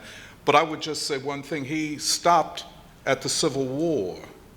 And I think there was another American Revolution that I can say myself, has lived through that has important lessons and can tell us a lot about what the future of struggle and class struggle in this country will look like. Sure. In fact, if I might just say one thing, there were many German colleagues on the panel that I, again, was very inspired by. And it was so interesting for me to hear about Germany, and how they saw possibilities of struggle and so on there. But I would say this. I think that the American people are prepared on the precipice of making history in ways that most of us have not yet imagined. And I think, I agree with you when you talked about kind of philosophy of the people, philosophs of the people. In a period like this, all that we're talking about here will be, welcomed in the day-to-day life and discussion of our working class, of our people, because I do think we're on the cusp of something very, very new. And I think the racial categories, especially the Black freedom struggle, will be a decisive part of that future. Well, I guess all I would say to that is one of the things I worry about as a political theorist is nationalism and the conception of groups or peoples as having a kind of essential primordial quality, a pre-political quality, like they kind of exist or come out of the ether. This plays a role in a lot of European nation-state narratives, this idea that the French are distinct from the Germans, even though they're both Franks that came into territory that was previously occupied by other tribes and peoples. Similarly, in Britain, the appropriation, you might see a statue in Britain of Boudica. Boudica, of course, was a Celt. The Celts were conquered by the Romans, and then the Romans were conquered by the Saxons, and then they in turn were conquered by the Normans and the Danes. And what it means to be British is not at all to do with being primordially a British thing that Boudica originally embodies, right? She lives in our heart, what can I say? Right. Indeed, Boudica being a Celt is, if anything, if we want to think in these terms, more related to the Welsh or to the Irish or to the Scottish. But Harold Washington is not, or Ida B. Wells, is not just a hero or heroine for Black folk, although they were Black. And that's my point. They're great working class heroes. And to the extent that the working class as a whole recognizes them as such, to that extent we move forward in our capacity to liberate ourselves from the relations of capitalist production. Definitely, I agree with that. Yeah, well, I think we agree. I think I would like to open up the discussion to the audience as well. I'm sure some people might have questions on this, but There's a microphone. there's a microphone over there. So if you could form a queue, that might be. Just don't kill each other. Oh my God. You need to exercise bourgeois discipline and respect civil, social obedience. Danny, look at all the people. Holy smokes. Well, I'll be quick. Yep. Yep. Great. Well, thank you very much, everybody, for the panel. I wanted to ask to what extent you think liberalism is foundational to Marxism, And to this end, I was thinking you can go to Marxist.org and you find 2 essays from Immanuel Kant in the 1780s. And notably, in those essays, it's not about democracy, but it's about the potential to shape a constitution and through this, achieve perpetual peace. So not just temporary peace, which seems to strike against what you were saying, Tony, about liberalism being about undoing the peace. And it's also, I was thinking in terms of what your comments were, Benjamin, it's not about an atomized society, but in some ways, society opening up the potential of the human. And so I wondered to what extent you think that should be on Marxist.org, or maybe it should be taken off.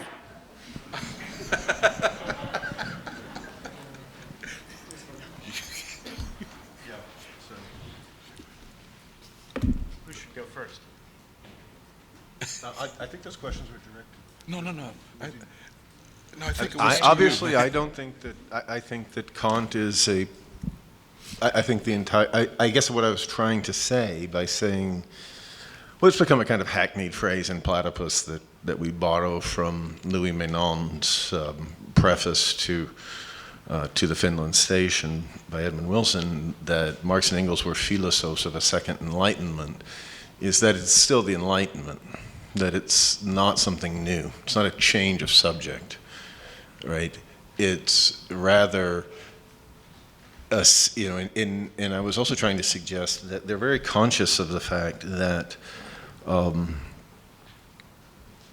not only in the era of, as it were, the rise of bourgeois society, was liberalism reasserted in the face of its crises. So, famously, Adam Smith calls John Locke a mercantilist, right? He's arguing with the revolution very deliberately. But also, even under conditions, even in 1848 and after, initially, the revolution will appear as a bourgeois revolution and it will make bourgeois demands. One of those demands is, of course, all of those demands will be bourgeois because the only way that we can name the society that we demand is as the fulfillment of the society that's in crisis. So this is why I tried to provocatively say, when Marx describes socialism as a society in which the freedom of each is the precondition of the freedom of all, he's lifting it straight from Kant. He's lifting it straight from the liberal tradition. It's not, perpetual peace would be another way that we would describe socialism, as a world state or system of states presiding over perpetual peace. So it is a question of realizing the highest ideals of liberalism in a way that will overcome the very basis of liberal society. And, about that, there's, in some sense, nothing to say, except that there's something that lies beyond what we can politically imagine. Yeah, so I would say that Marx was influenced by Hegel and by Kant. And so, of course, Kant plays a role in generating Marxism. So does James Harrington. So do a lot of neo-Roman, old-time Roman writers. Marx was interested in reading Roman writers. And so do Greek philosophers. And liberalism itself drew on Plato and Aristotle and the Romans and so on. So I would say I don't think that Kant should be kicked off of Marxist.org, but maybe there should be some other things that should be added, because I think the history of Marxism is not just an outgrowth of liberalism, insofar as liberalism is not the only thing that exists or has existed. It is using liberalism to get rid of the parts of the ancient and medieval world that prevented the emancipation of the slaves and the serfs, for the possibility of drawing upon the whole human tradition for a new, better society, which goes beyond liberalism, and so is not just an outgrowth, but draws on all the human ideas that are in existence. Now, of course, because liberal ideas are prominent, the tendency will always be to try to grab liberal ideas. But I think one of the problems we've been having for the last 100 years or so is that every time we try to grab liberal ideas, rich people come in and twist those ideas and turn them into means of defending the status quo. And I think it's not just true for equality, but to a significant degree, freedom and liberty have fallen into this. If you learn liberty in school, most of the time you read something like Isaiah Berlin's Two Concepts of Liberty.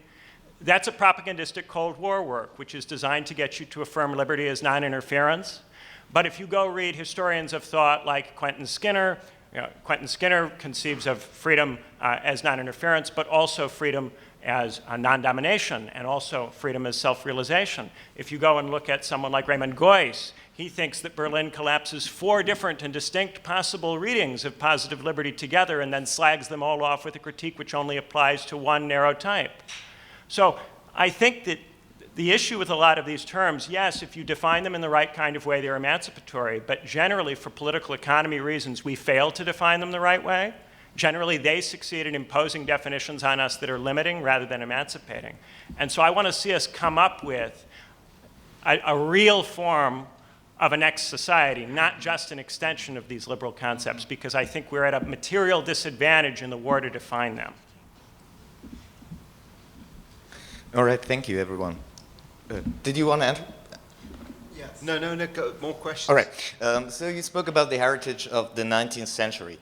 You all referred to liberal values and the social questions.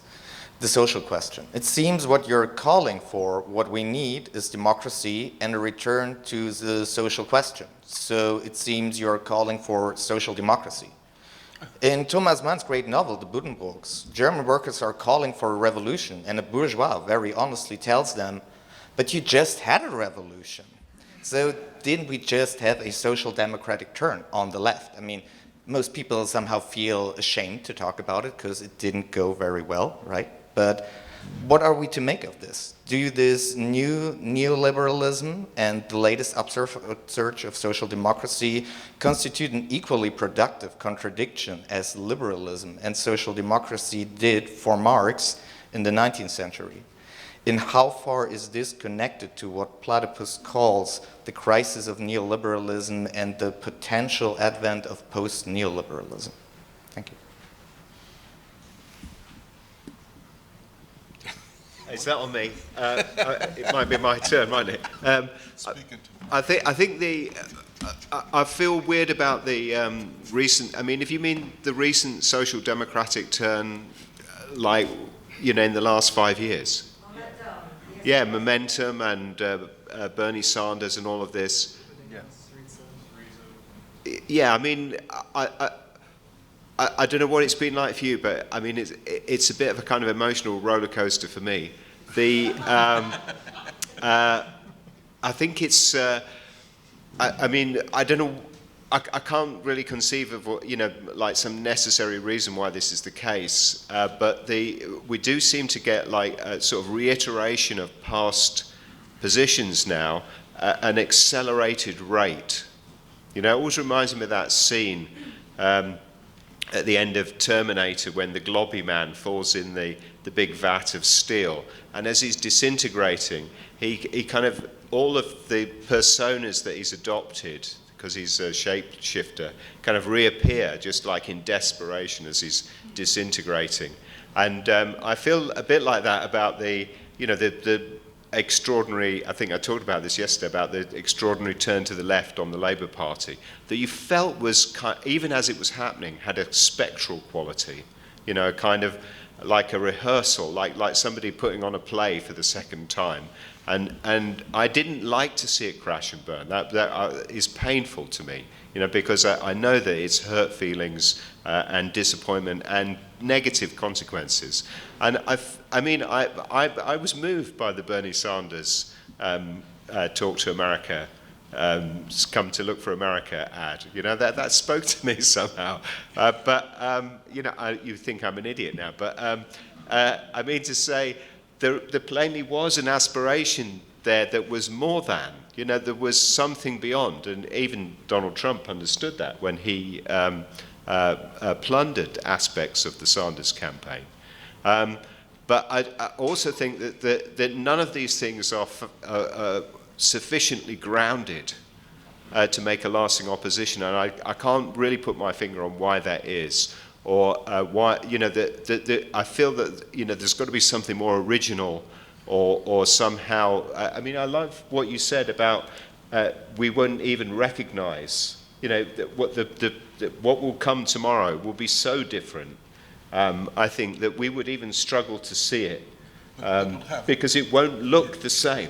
It won't look like most of us imagine it to. Exactly, yeah. We won't in other words, we won't necessarily be really comfortable with it. And that's not sure bad. That's true, yeah. Yeah, that's all. Yeah. Anyway, I hope that was an Sorry answer. to interrupt you, man. No, you're making the right point, I agree. I have a question for Spencer and Benjamin about their treatment of history. So in Spencer's presentation, he talked about how the Republican Party seems to have protected some form of liberalism, albeit in the sense of a tradition, which it could never be.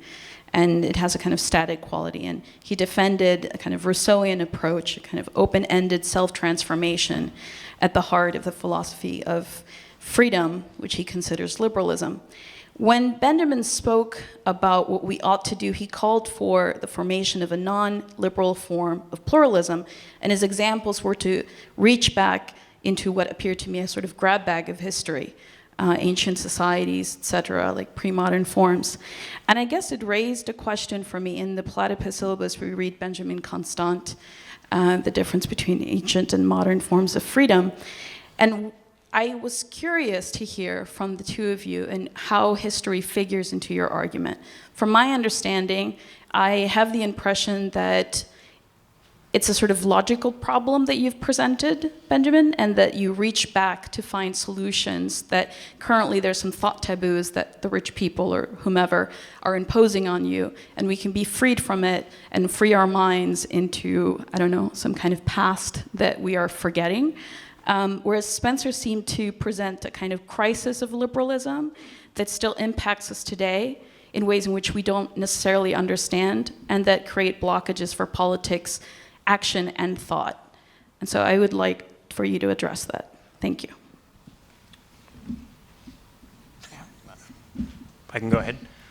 Yeah, so in terms of my usage of history there, I think that there are a lot of terms that we get kind of stuck in that come from this period that we think of as history of thought, the 18th century, the 1700s, but is really very much more part of our contemporary period. Benjamin Constant in particular is a version of Isaiah Berlin in that he frames ancient peoples as all having rejected any kind of pluralism, in part as a means of clearing space for a liberal assertion of the private sphere and the individual. And this is, of course, not an entirely historical account. It's in part a persuasive opinion piece by Benjamin Constant to get people to embrace his particular view of how liberty ought to be conceptualized.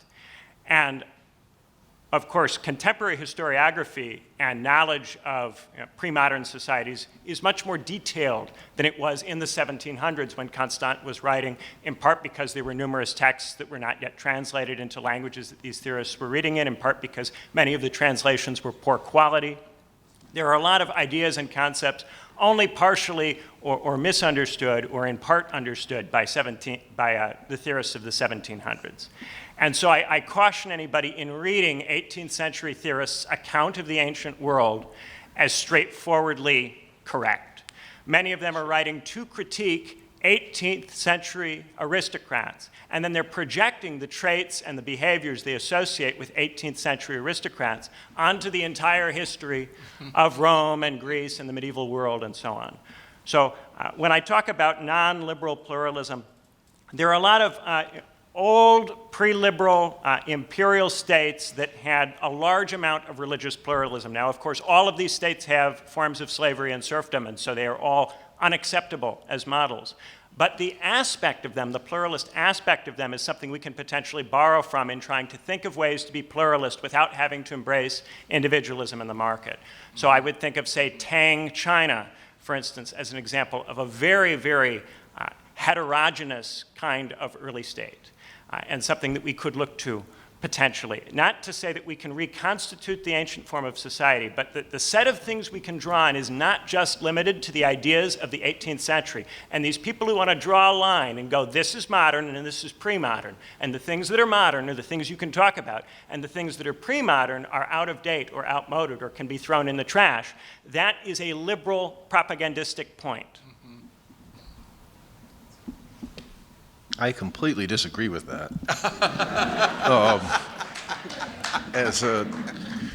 I've spent much of my life reading texts in Greek and Latin and in Sanskrit, and I come from a world of South Asian historians who are constantly asserting what is undoubtedly true, which is the cosmopolitanism of medieval Indian society, which invited merchants from every country, including from Europe, in a way that contrasted strongly with China in terms of their ability to do business, et cetera, et cetera, et cetera.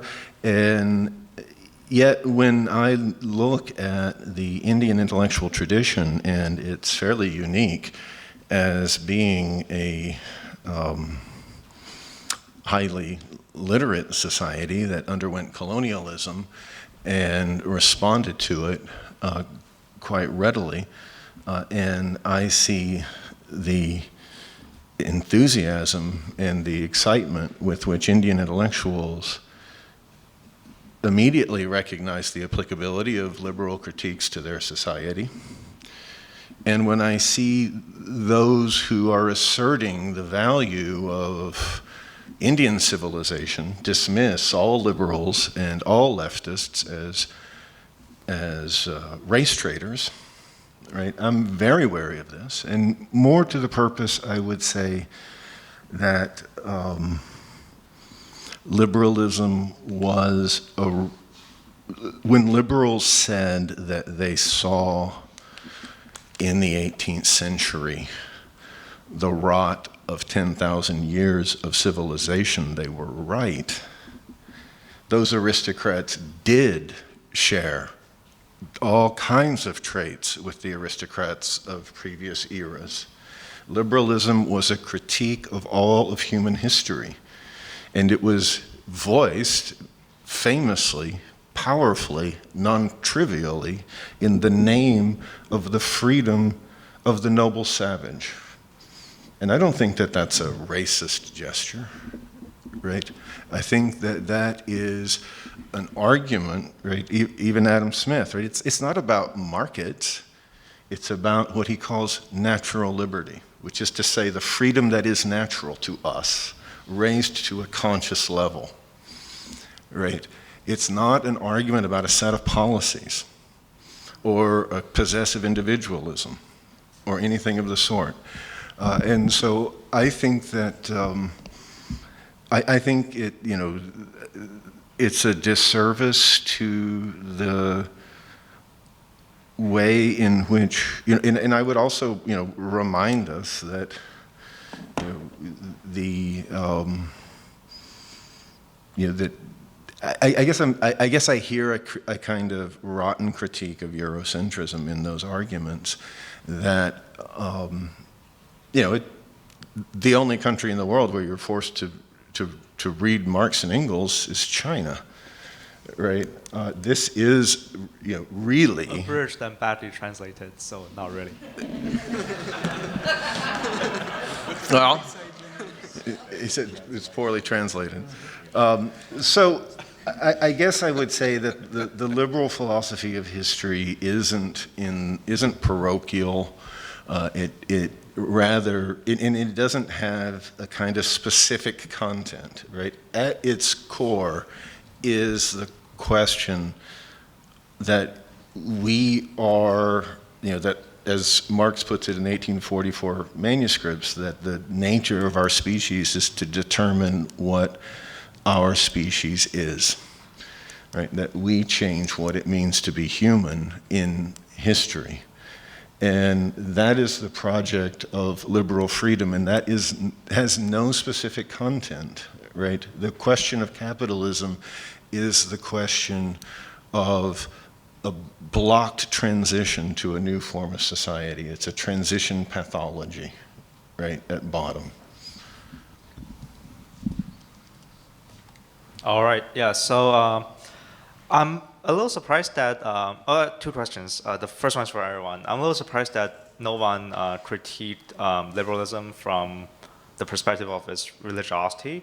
Well, I guess It's religiosity. it's religiosity, yeah. Like Benjamin kind of hinted at that a little bit by the idea that there's this like unholy trinity of like individualism, pluralism, and the market. But I guess like, at least for me, like my issue with liberalism comes less from Marx and more from Nietzsche, as in the central motivating apparatus for something like social justice is raison d'être. Take the fight for black freedom, for instance. At some point in the past few decades, there's this usurpation. Well, the liberals usurped black power in a way with white guilt, right? So in a way, it became their thing now, right? So, for me, this critique is, deserves leftist merit because it exposes that the pseudo-left isn't doing anything revolutionary, right? What they're doing is just another iteration of secularized Christian ethics. So I'm just curious, like, what you guys have, if you guys can say more about that. Yeah, since I was mentioned, I think spiritual traditions have a lot for us to draw on, in part because a lot of spiritual traditions situate a person as part of a community, as part of a spiritual community, a community of practitioners. And the liberal story about the noble savage lies about the character of the noble savage by positioning the noble savage as pre-political, as an individual existing without any kind of society or content. And an important point made by many religious traditions is that to have any kind of way of life, to create any way of being, you have to do it together with other people. And that these ways of being and ways of living have to be taken seriously. They can't just be assimilated into a kind of soft liberal pluralism where whenever they can contradict liberalism, they're to be rooted out and kicked out, and they're only acceptable insofar as they remain reasonable and don't take their own beliefs very seriously. So I certainly think there's a role for religious pluralism. I certainly think there's a role for a left that is able to encapsulate that. And kind of on the last point, I kind of want to point out the reason that liberals all over the world, that people all over the world could be liberal is that everybody around the world objected to the exploitation which characterized all the ancient medieval societies. And I object to that as well. And that's why in my talk I said liberalism is necessary because it tears apart those institutions and structures which protect exploitation. And we've got to get those structures out of the way before we can build better structures. But liberalism is an ideology of tearing down and wrecking. It is not an ideology of building. And it has not shown or demonstrated any capacity to build anything. That's why the anarchists are the most pernicious part of the left, because they are completely obsessed with tearing things down.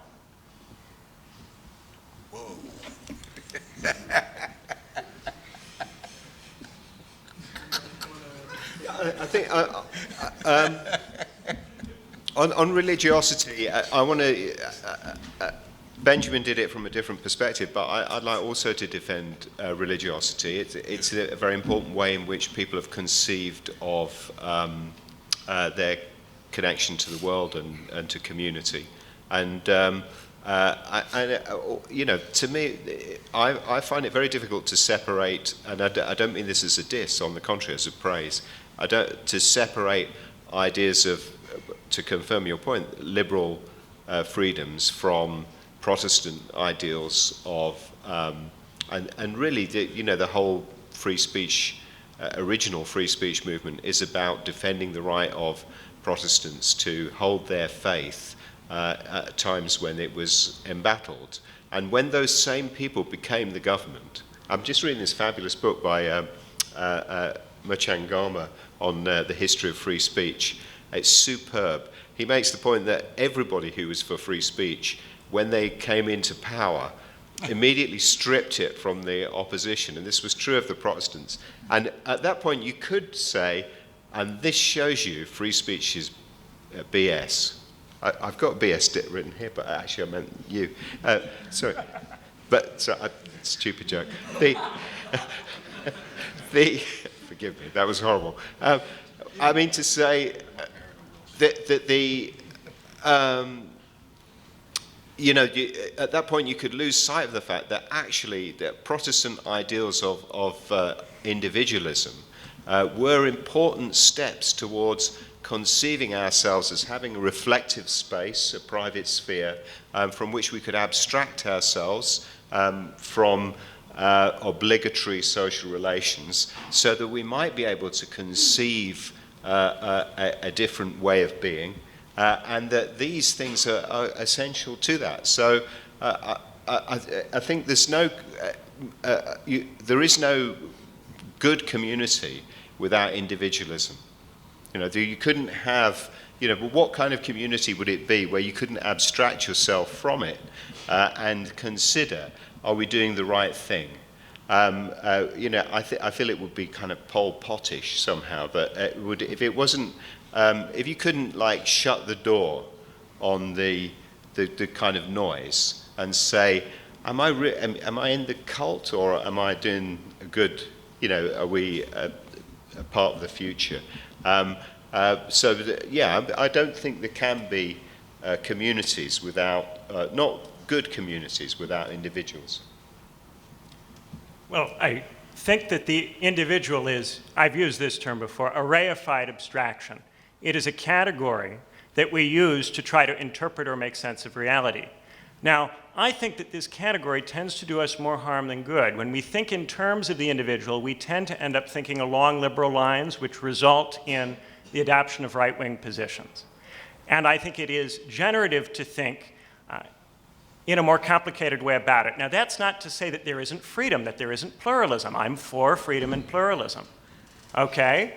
But it is possible to have a wide variety of people able to express a wide variety of different views without fetishizing the individual as the fundamental unit of society. What liberalism does is it inverts Platonism, okay? In Platonism, the good is the unhypothetical first principle of all. Every other category or idea that you posit has to be justified in terms of its advancing the good, because no concept, no human concept, can fully capture what is good about the universe, right? So any concept we use gives us only a face, a distorted face of what it really means to be good. And that's true of freedom, it's true of equality, it's true of every term that we might use to make sense of society. And that includes the individual, it includes the race, it includes the nation. These are all abstract concepts that are sometimes useful in certain contexts, but can all be understood in overly rigid dogmatic ways that can lead us places we don't want to go. And I like to oppose the individual in part because even at a society devoted to Marxists, everybody espouses it these days. Everybody espouses this frame, and the frame constrains so much because it forces you to read every type of pluralism as necessarily having to be liberal. And this prevents you from getting outside the liberal box. Now, that is not to throw away the entire legacy of liberalism or everything associated with liberalism. Liberalism is necessary. Liberalism is the dissolver of the previous forms of society which enslaved and pushed down huge numbers of people. But if we continue to operate in those terms, then we can't get outside. And so similarly, every term that liberal theory has generated, freedom, equality, the nation, which is also a liberal concept, the race, which is also a liberal concept, all of those terms need to be seriously interrogated because they have been defined in ways which keep us down. And so I will not uncritically embrace any of these terms, no matter how much it might warm your heart if I did that. All right, so my second question is just for Benjamin. Along the lines of individualism, and yes, this is so. You seem to reject both individualism and nationalism, which makes me curious about what you think would constitute the sociological dimension of the for the sake of which. would it? I can see kind of like two alternatives here. The first would be if we do if we elicit post-humanist theory and critique this Cartesian notion of the subject that a bourgeois society embraces, right, as this bundle of rights, right, and then try to construct a notion of the post-humanist subject that's completely divorced from bourgeois life and culture and the market, right? The best attempt, I would argue, is Gilbert Simondon's notion of trans-individuation, right? Or another way would be to make a post-colonial argument that certain modes of nationalism is somewhat justified, right? But from your earlier comments, I don't think you really embrace this notion either. So would it be more of the first one? Do you think there's a possibility of having a post-human critique of the bourgeois subject in forming like a new kind of individualism? Yeah, I think the main role nationalism has played is to break apart other forms of states so that they can be partitioned into little bits and bullied by the Western states. That's been its main function. If you can get people in other parts of the world to be nationalists, then they'll split their more traditional, larger forms of pluralistic empire up into tiny little bits that can't get along with each other. Then they can easily be pitted against each other so that you can keep them all down. That balkanization has been the main tool in the destruction of Middle Eastern states. It's been the main tool in the destruction of Eastern European states. That is the main role that I think nationalism has tended to play. Not to say that other people haven't tried to use it to good purposes. And in such situations where it might be used to good purpose, I would tolerate it, because I'm first and foremost for the good and not for sticking too dogmatically to any particular definition of a term. In terms of what am I talking about if I'm not talking about the nation and I'm not talking about the individual? Part of the way liberalism likes to work is to posit the individual and the collective, or the individual and the nation, as opposites which somehow need each other. I like to think of what we really are is not individuals, we're citizens. We're parts of societies, we're born into societies. We are not noble savages or pre-political individuals or pre-political peoples with fixed essential cultural identities. We are citizens, and we can be citizens in lots and lots of different ways. And in the periods of the Roman Empire when it was better, it was possible to affirm lots of different gods, lots of different religions. It even was possible during certain parts of Roman history to be a Christian or a pagan at the same time. Now, again, I don't like slavery. I don't like serfdom. I don't want to bring back the Roman Empire. But can we borrow that particular aspect of Roman thinking and combine it with the possibility that technology and industrialization and liberal capitalism have given us of a society without slavery, without serfdom, where you can affirm any religion you want?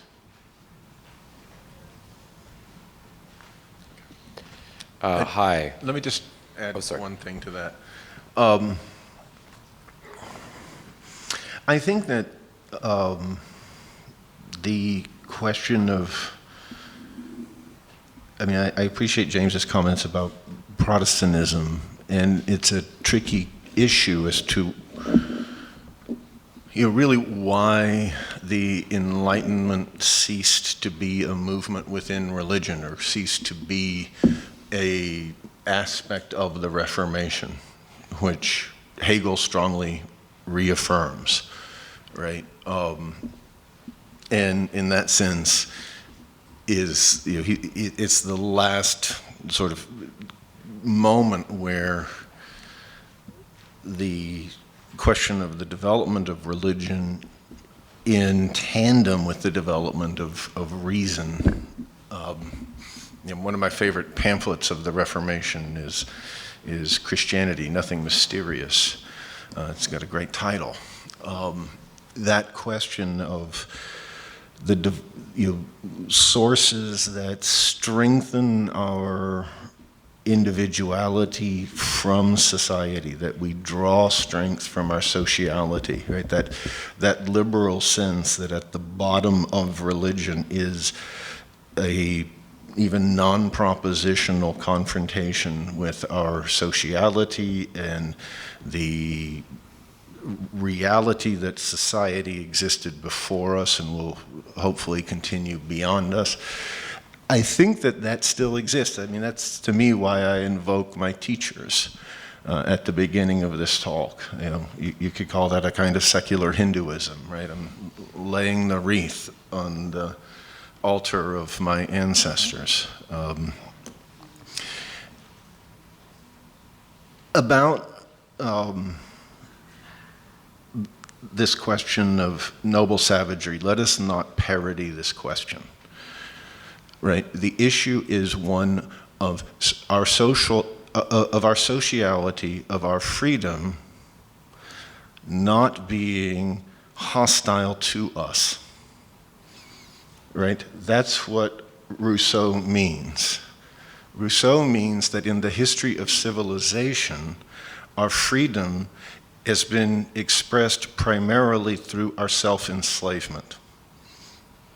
And that we have, as it were, deep and natural capacity for freedom to transcend that, and we can see that in the past history of man. It's not a pre-political and it's not an isolated individual.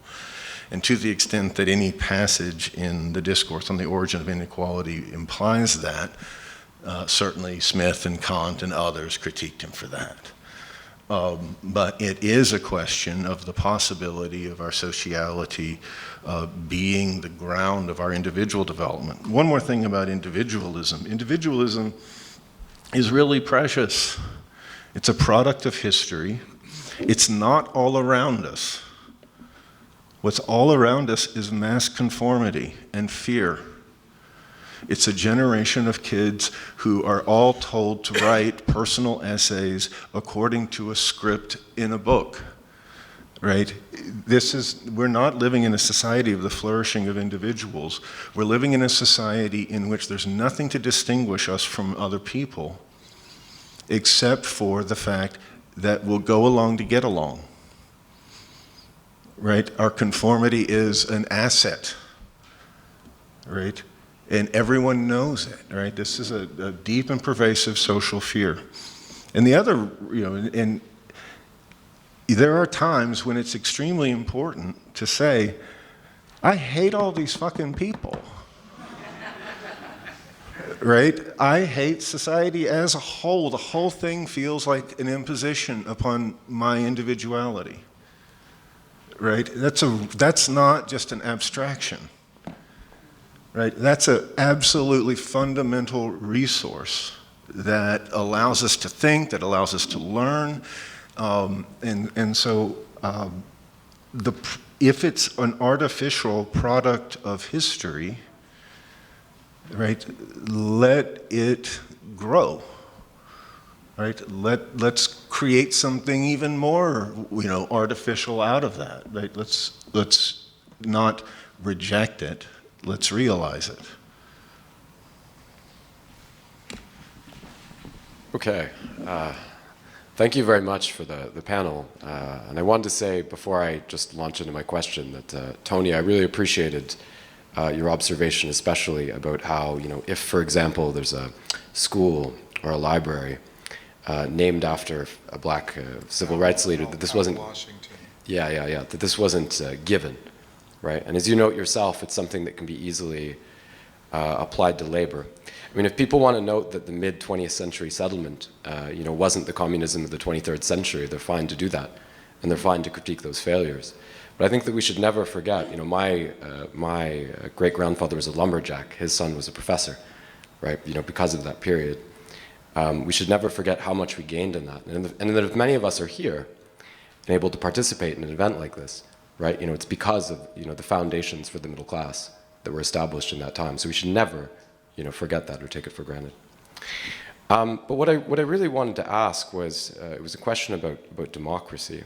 And I noticed, you're going to love to hear from me again, James.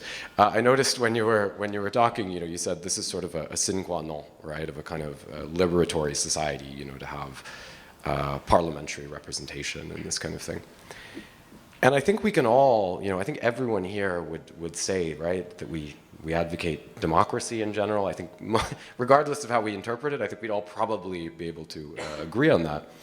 But it occurs to me that, of course, if we look at something like the French Revolution, democracy wasn't, a chamber of moneyed people, right? Indirectly representing their constituents. It was something that was done violently on the street, right? And that it was something that was organized sort of by the upper class, right, to kind of capture that, right, within this kind of institutional structure. So the 20th century has been defined by some very significant events that one might construe as democratic, but this was a democracy of mobilization, not institutionalization, right? So we could talk about something like the Cultural Revolution, right, which was not your representative bourgeois democracy, but there was a real element of mobilization, whether it succeeded or not, which is another question, that was part of that. At the same time, I think that it is a complex issue because of course, if we look at the Cultural Revolution, we can say, well, the inability of it to be recapitulated into an institutional form, right, also pointed to the limitations of that movement, right, and that moment.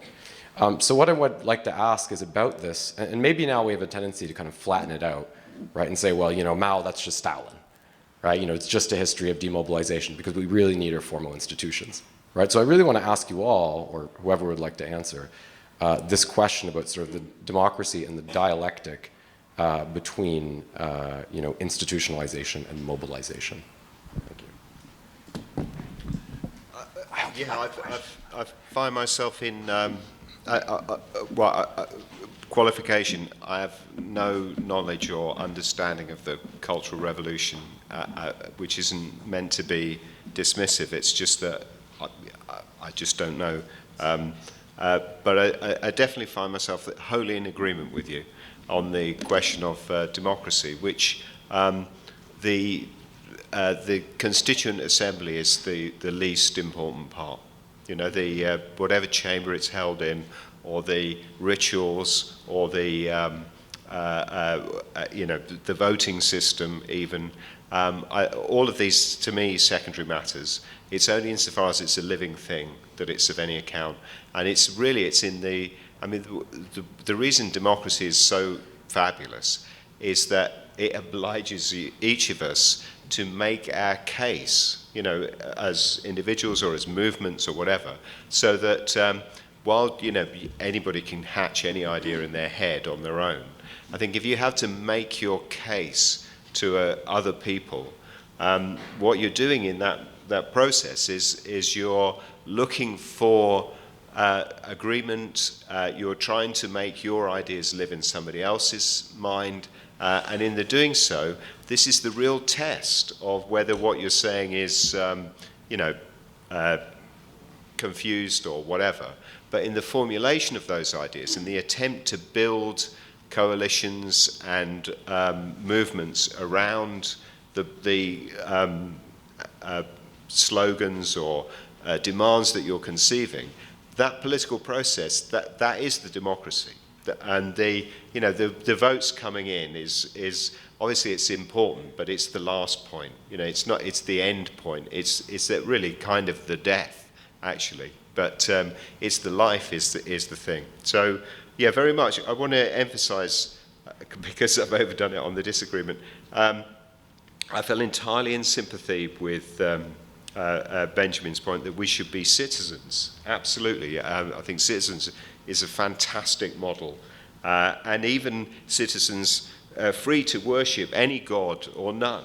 I think this is a great thing and an ambition we should all have. And similarly, I think Anthony's point, which I think is that I feel is that in a way the most moving, is that the truth is liberal values lived best when they were articulated by oppositional movements. That's right. I mean, with the emphasis on movements. Yeah, when James Connolly was articulating a case for Irish independence, which he did in full knowledge of all the limitations of nationalism as an oppositional movement, that's felt, as indeed all the anti-imperialist movements of the 20th century, I think were, though it's easy and cheap, I think, to look at the end point and say, look how, Gaddafi ended up, or so ha ha ha, or something like that. I think if you lose sight of the the reality that peoples in movement gave to national liberation and treat that as only as the end point of disappointment, you really misunderstand what the importance of those mobilizations. So, in a sense, more important. I mean, obviously, the 18th century movements of national liberation were epoch-changing, but the fact that it lived in a 20th century motion of anti-colonialism, I think, is fundamental. And in the same way, free speech in the mouth of Frederick Douglass is, as it were, more electric than it is in the rather prissy comments of John Milton. So we have time for one more question, and if you guys all could respond and roll your response into your closing remarks, I would really appreciate it. And I'm sorry to everyone who didn't get a chance to ask their question. Please come to the next panel, which is at 4, in which room? Here? I'll let you know in a second. Okay. Thank you, everyone, for speaking. Thank you, everyone, for coming. Thank you, everyone, for tuning in at home. I do have a question for everyone, so hopefully this will be a good wrap-up. It seemed to me that over the course of your opening remarks, feedback. It seemed to me that during the course of your opening remarks, you all described a different appearance of something that seemed very similar, or perhaps is the same moment in history. James, you said that there is no longer a substance to liberalism without opposition from the left, from Marxism. Anthony, you said that Marxism, or Marxism, as you put it, defeated liberalism at some point over history. Is defeating it, thank you. Benjamin, you claimed that liberalism censors other political forms, perhaps we're talking about Marxism here, as totalitarianism, as tankyism that can just be rejected wholesale on the basis of liberalism itself. And Spencer, you were describing throughout your remarks that today's left and today's Marxism seems to be the vanguard of illiberalism and is having a disintegrative effect on liberalism itself. I was wondering if you all considered this to be different descriptions of the same moment, and if so, when did this begin? Sorry. Well, can I just say, that's a brilliant summation. Very grateful for you putting it in context. My point is the 20th century, and my observation that decadent liberalism, the liberalism of a bourgeoisie that is configured as we see it in this country today, that it's almost an ideological rout of them about to take place. I'm very optimistic about the possibilities of the masses of the American people, and that doesn't mean all of them, but enough of them, to seek a future without the parasitism of a financial, kleptocratic bourgeoisie. I think that's what the struggle is. And I think that the philosophers of the people, the tribunes of the people, are configuring themselves at this moment as we speak. And we proceed, and I'm saying especially in this country, upon a brilliant past of resistance, too often not seen and not acknowledged. But I think that if we, the left, can open our eyes to just who our people are and what they are capable of, we can understand and imagine the future that these people are on the cusp of making. That's my point.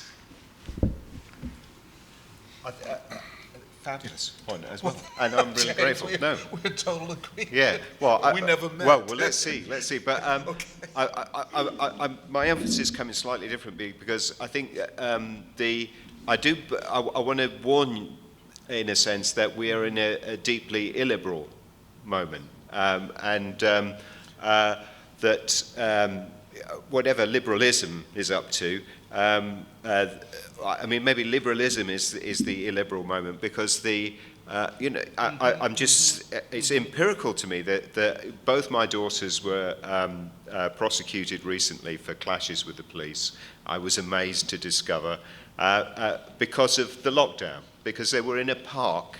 Both of them were in a park. That was the crime, that they were, it's quite a serious matter. And in London right now, people I know, because they're Russian, because they're the wrong ethnicity, put their cash cards into the wall to discover their bank accounts have been frozen because we've commandeered the assets, not of Vladimir Putin, but of Russians who live in Britain. And it's entirely... there's no practical purpose to this. It's just race persecution. But because it's the Russian race, they have no friends, and nobody even acknowledges that this is a wickedness. And we have a police bill going through, which gives the police extraordinary powers to prevent demonstrations and all the rest of it. And amongst its powers, it empowers Twitter and Facebook to regulate speech and it both obliges and empowers them, which is a peculiar thing, in ways which are, that's, as I said, to try and stop the that new frontier that we were all so excited about, to break up the fact that we might use those avenues to speak. So I do think it's a very illiberal moment, that the attack on our basic freedoms is really profound, and that in the way that nobody even understood that under the guise of proper health treatment, lots of people were locked in their homes, and schools were closed, and ordinary moments of civil cooperation were cancelled. So I can't see this as anything other than the difficulty that we've lost or we haven't got enough people giving force to the living freedom that we all depend upon. Well, I think that the question is right in the sense that I think that we would all be on the same side in a political discussion about what to do. If we were confronted with a political question about who to vote for, whether to support a movement, I suspect, I'm not sure, and we may find out tomorrow at the discussion of the millennial left, I suspect we would all be on the same side. The thing about this discussion is it's become theological because politics has replaced theology now. And therefore, the way you get to the position matters just as much as the position you have when you're discussing theory. And we have very different notions of where precisely liberalism went wrong and the degree to which there was something good in it to begin with, beyond just getting rid of other forms of society. And I think that one of the things that really highlights it is this question about, say, whether Protestantism is necessary to get out of the bad stuff. One of the things that I think liberalism likes to do is position everything before it as the bad stuff. Well, if Protestantism is necessary to get out of the bad stuff, then how can you be a Marxist if you're not a Protestant? Protestantism is a consequence of the Catholic Church not having a Western Roman Empire to subordinate it. So the Church ran rampant through Western Europe and subordinated politics to it to an inordinate degree, and subordinated people's individual needs to it to an inordinate degree. And so they adopted Protestantism as a way of getting out of that, in part by asserting the individual's moral conscience against the church. But in other parts of the world, the state is the thing which governs the church. The state is the thing that reins the church in when it gets out of hand. In the Eastern Roman Empire, where the Basileus sits above the Orthodox Church's ability to conflict with the needs of society is lessened, and so the same kind of crisis does not occur, at least not in precisely the same way. So if we think that Protestantism is necessary, then it would seem to be the case that you would have to be post-Catholic to be a good person or to have the right kinds of views. And I don't think that's true. I think there are ways of recognizing things that were valuable in earlier ways of orienting yourself to this without wholesale taking all of the things that are no good. And I also think that many other religious traditions give us powerful ways to think about politics and give us powerful ways to consider resistance apart from Protestantism. Protestantism is one way, and I embrace it insofar as it contributes to the good, but not the only way. There were Romans who were able to get together and fight for land reform in antiquity. The Gracchi led the push for land reform, and then the senators murdered them. Now, they lacked the technological, industrial, social means of building any kind of new society, but they were able to come up with a justification for resisting the senatorial class without the need for liberalism or Protestantism or any particular ism which claims a monopoly on the means of being a good person, which liberalism does, just as it says it doesn't want to do that, and it includes everybody. And that would be, I think, where we differ. But on most practical questions, I think most of us would agree on most things.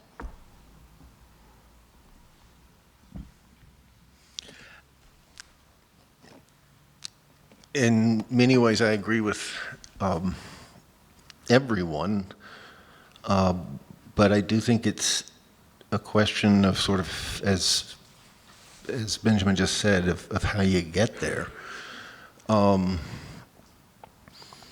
I strongly agree with Anthony's notion that there are deep wells of revolutionary capacity in the people all around us. I also agree with James that we're in a deeply illiberal moment, and that's not trivial. And I want to say, and I agree with Benjamin that it is a project on behalf, that the project of socialism is a project of realizing all the aspirations of human beings as they've been formulated up till now.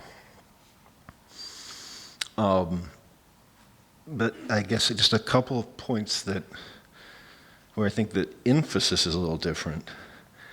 I again feel like there's a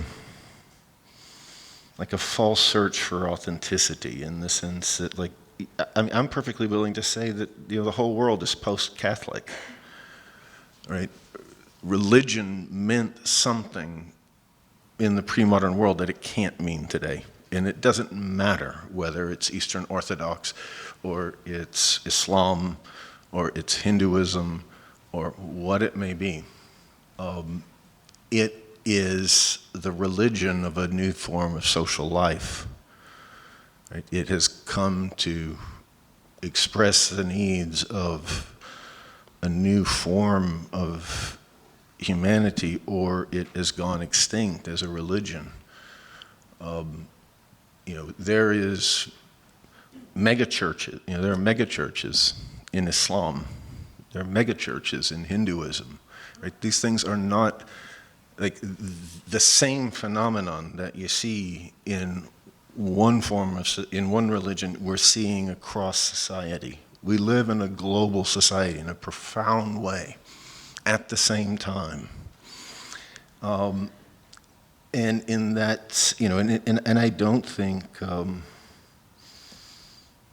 going to get very far. It is, I guess, it is an aspect of religion that you experience as the same thing that everyone's ever experienced.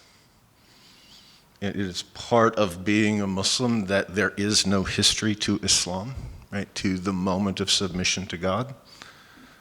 Right, but I would say that that itself is historically conditioned, right? Now, I think much more fundamentally, I think the issue is the question of the 20th century.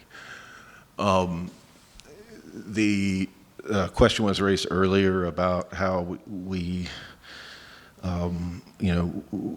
like not in some abstract way, but in the very recent past, the vast majority of us are the children of peasants, of essentially of unfree people of one sort or another, and of poor people and of working people, and that we live in a more prosperous world today, and that's available to so many people. And how can anyone be anything but grateful, right? And I guess I feel like the question of gratitude doesn't mean or really requires us to think about what